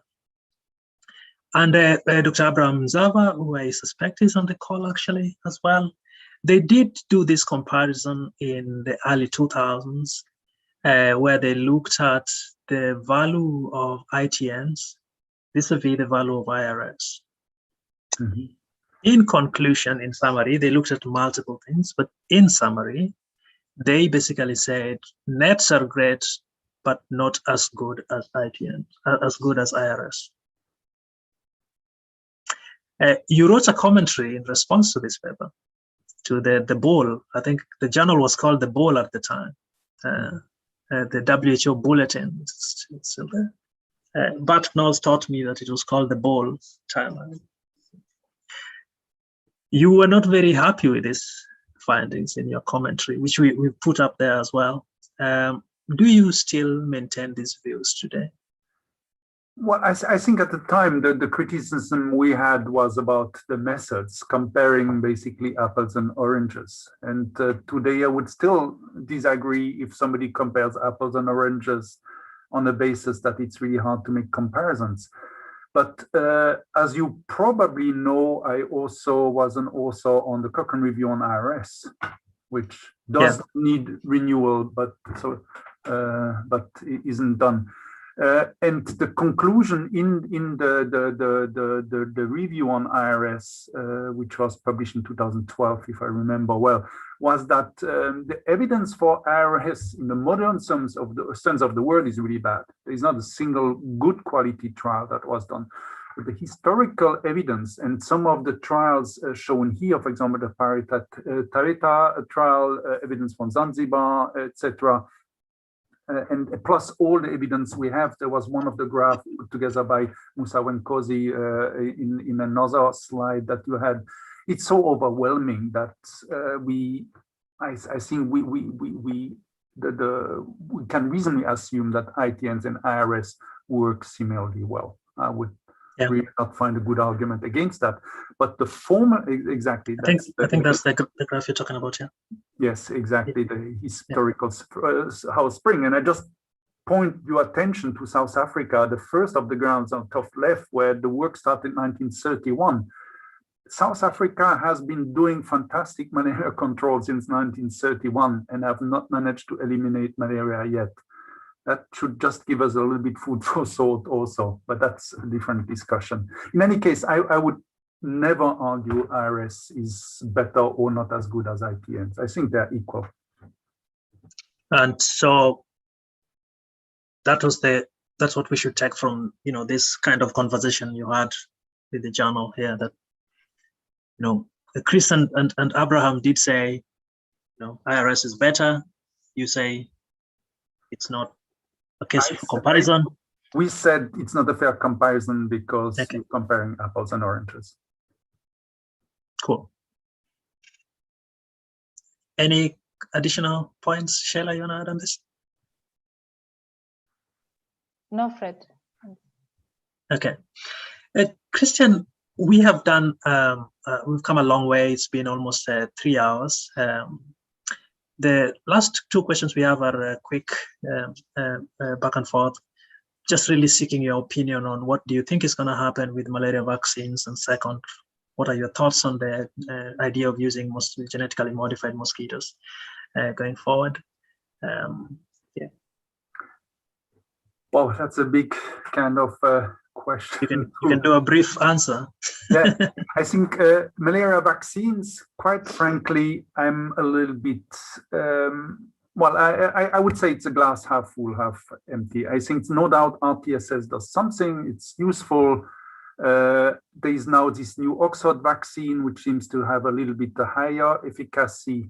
But if you adjust for other things, it's actually quite similar to RTSS in phase 2. So let's wait to see how this will go in phase 3. But one thing is sure, it's not the golden bullet. It's not a magic bullet. It's not going to solve our problem. And I think it's a general comment about malaria control tools. There is not a single thing that will allow us to get there. It's continuing to do what we are doing now, the important things well, plus slowly adding even more tools. Plus something that's really important is socioeconomic development. About decades, we have an improvement of societies that lead to better malaria outcomes as well. Yeah. Sorry, and genetically modified mosquitoes, here again, I can see the beauty, the interest, the attraction of it, but it's still in a lab. There hasn't been a single release, to my best of my knowledge, of transformed Anopheles in the field. So to comment on it would be really premature. But I'm a little bit disheartened by the genetic plasticity of Anopheles in comparison to Aedes, which really is going to make any genetic tool really difficult to implement in comparison to Aedes, where it's already now not routine, but really on good way. Excellent. Thank you so much. And we continue to rely on your support a lot, Christian, as an epidemiologist, but also as someone who really has spent a lot of time working on the continent, on the African continent, on malaria, and also with a lot of experience in other sites. From a technical perspective, we have exhausted our, well, not really exhausted, but would like to hold it there. But we're going to close by a brief conversation that Sheila would like to have with you, and then we can end this. Yeah, thank you, Fred. Yeah, so as usual, Christian, we have a lot of young scientists, including Fred and I, on the masterclass today, and we always want to learn from the experts, from your journey, your personal journeys. So, have you had any mentors in your life, your career life, and what are the most useful, important lessons that you have learned from them? Yes, of course. As well, first of all, thanks for closing this with a little bit of a more personal note. Of course, I've had mentors. Of course, for me, a very important mentor was Marcel Tanner, who was my PhD supervisor and a colleague for the better part of 30 years. Certainly a very important person. And then a number of other individuals that were really totally outstanding. And I think one of the figures that the world will probably not remember the name, or only in very few people, that's Tori Godal. Tori Godal was the director of TDR at the time when bed nets came really to the fore. And if Brian is still here, he can also say a few words to that. And he saw the opportunity. He put a very substantial part of TDR's budget into supporting the TDR trials. That's an act of courage as a head of such an institution. That's truly remarkable.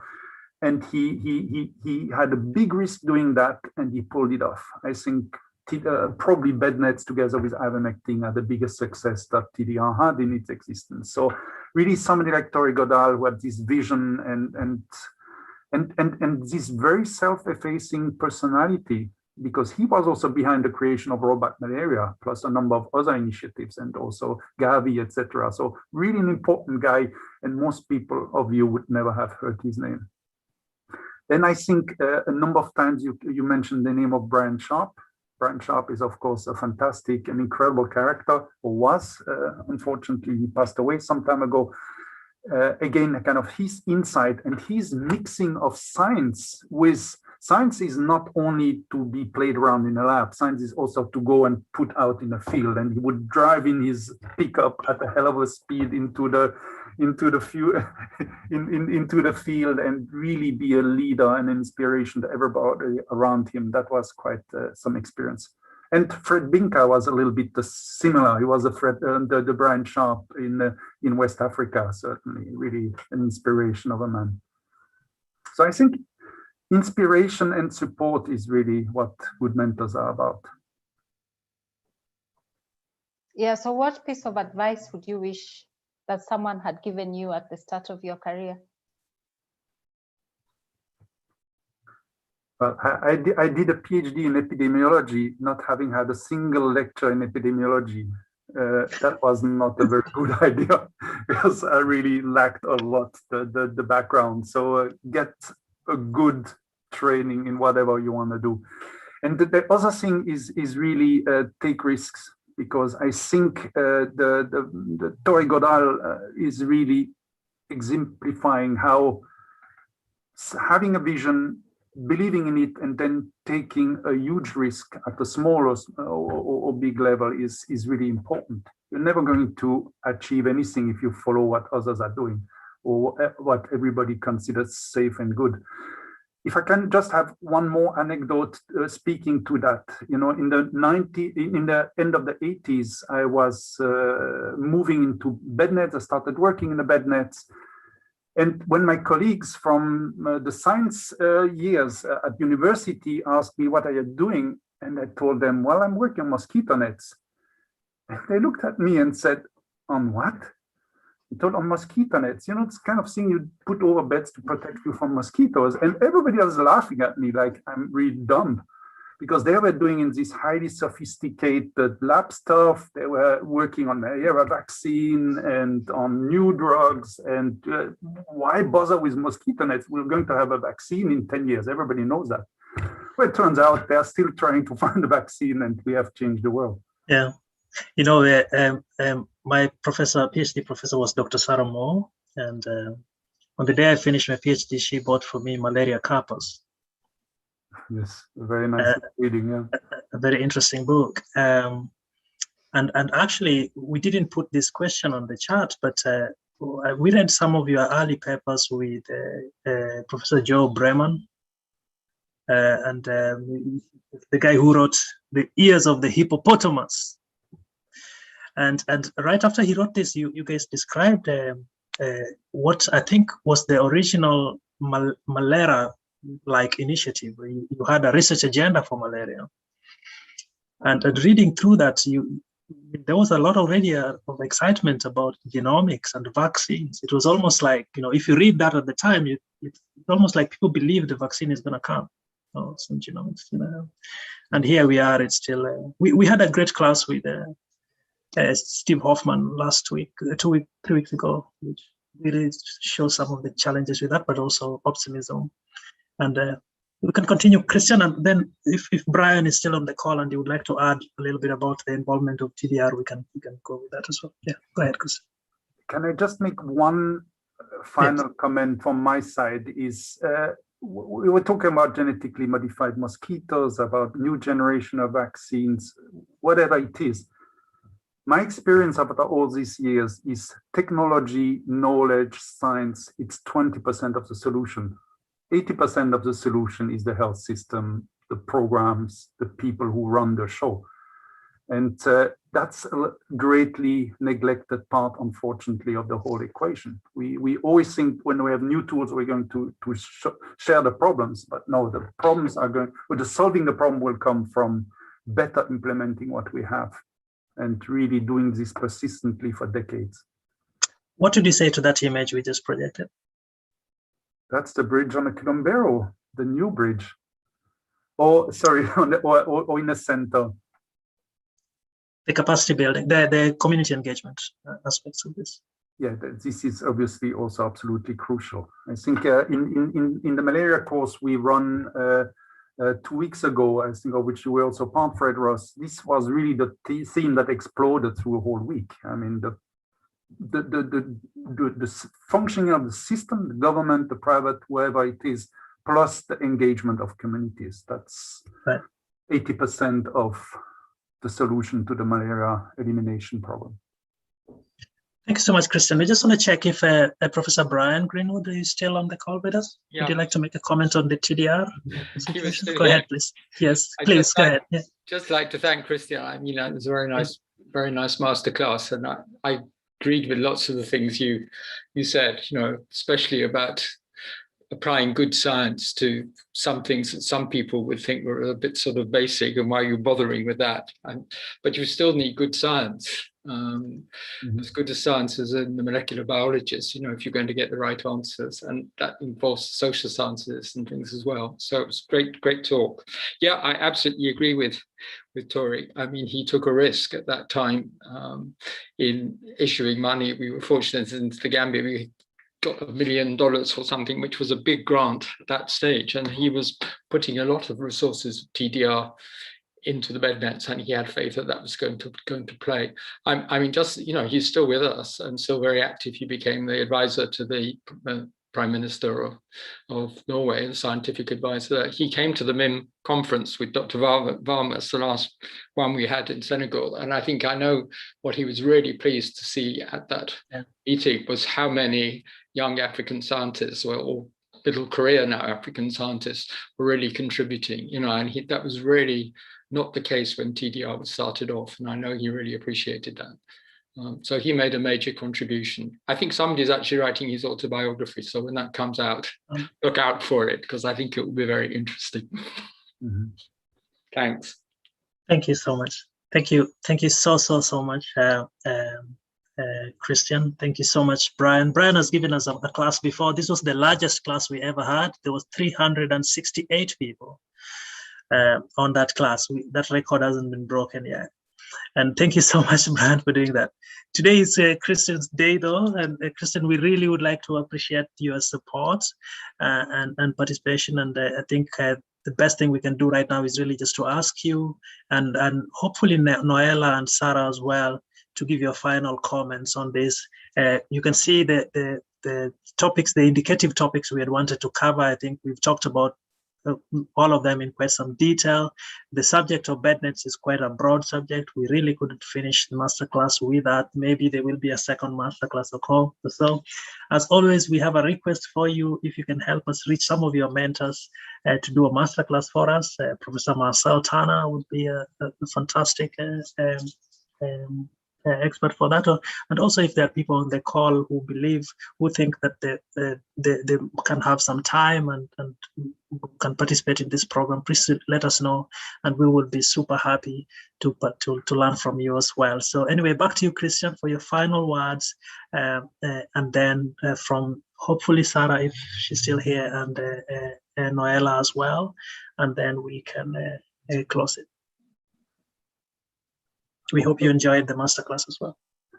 Yeah, thanks very much, Fredros. I think for me, the only thing I want to say after these 2.5 hours is that something probably some of you have heard from me already, and so apologies for that. But when I was a young PhD student working in Ifakara, you walked through the hospital during the rainy season and it was awful. It was really like Dante's hell. There were so many sick children and 3 per bed, and it was terrible.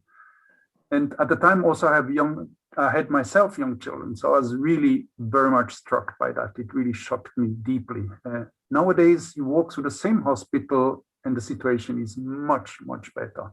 And this is an extraordinary change. So if you ever doubt that despite all the difficulties we are making progress, then don't, because it was a hell of a lot worse before. So continue the good work. I'm almost retired now, but I can see a lot of strong forces going forward, and that's wonderful. Thank you. Thank you very much, Christian. Sarah, Noella, any final thoughts from you? I would say bednets work. The data is there. We just need to have more of them and the best ones we can. And if that costs a little bit more money, then we really should go for it. Thank you. Thank you. Noella, are you still with us? Thank you very much, Fredros and Sheila, for organizing these master classes. They're quite amazing, very educative, lots of informative information, lots of insightful ideas and all that. I appreciate a lot. One thing that I would really like us to have in the future, maybe when we have such classes pertaining to ITN, it would be nice to discuss a little bit about the engagement of the private sector. Really, there are a lot of issues around that. So in the next class, if at all would have more operational, country experience and all that, kindly let's have a private sector session much more discussed in detail. We will hopefully have a class with Hannah. We have commitment on that end, and we could invite you perhaps, and maybe other people working on the private sector side to contribute to this discussion too. Asante sana, Fredros and Sheila. Sheila, back to you, my sister. Let's close the show. Thank you, Fredros. A big thank you to Christian today. This was an excellent masterclass. We've learned a lot about bednets. And now I'm asking myself, why didn't I take a PhD in bednets? It's quite interesting, a lot of aspects there. But nevertheless, thank you very much. We've learned a lot. Thank you very much to our participants who joined us today. The chat box was quite active. Thank you very much to Noella, Sarah, and Valentina for joining us, and Natasha as well for responding to some of, and Jenny for responding to lots of questions that we had on today. Yes. So a big thank you, and we look forward to hosting another masterclass next week. Please join us. Thank you all, and bye-bye. And just before you go, our next masterclass will be with Professor Samir Bhatt. Hopefully this is coming on July 1st. We will be sending out announcements soon. It's likely it'll be with someone else. We have to figure that out. And after that, we have a class that is confirmed now for July 8th. And this class is going to be delivered by Professor Sylvie Manguin from IRD and Professor Indra Vitilingam from Malaysia. Indra is well known in this field, and we're going to have some experiences from Southeast Asia and African. We are hoping that we will have some African experts as well join, hopefully at that time. So please welcome, join with us, and do send us an email if you need any, if you have any questions, if you want the slides or the chart, whatever, do that. Otherwise, thank you guys very, very much. Thanks to Christian, thanks to everybody, and we wish you a wonderful week ahead. Bye-bye. Bye-bye. Thanks very much, Fedros and Shiva, for having us. Wonderful.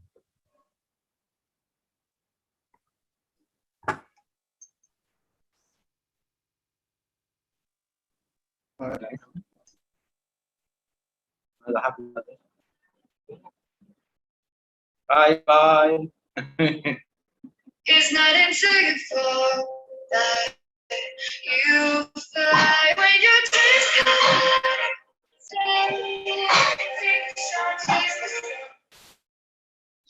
No? Yeah. Bye.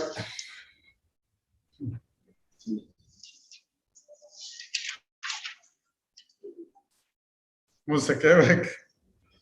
كيف تمام؟ الحمد لله. كيف صحتك؟ الحمد لله. هاي.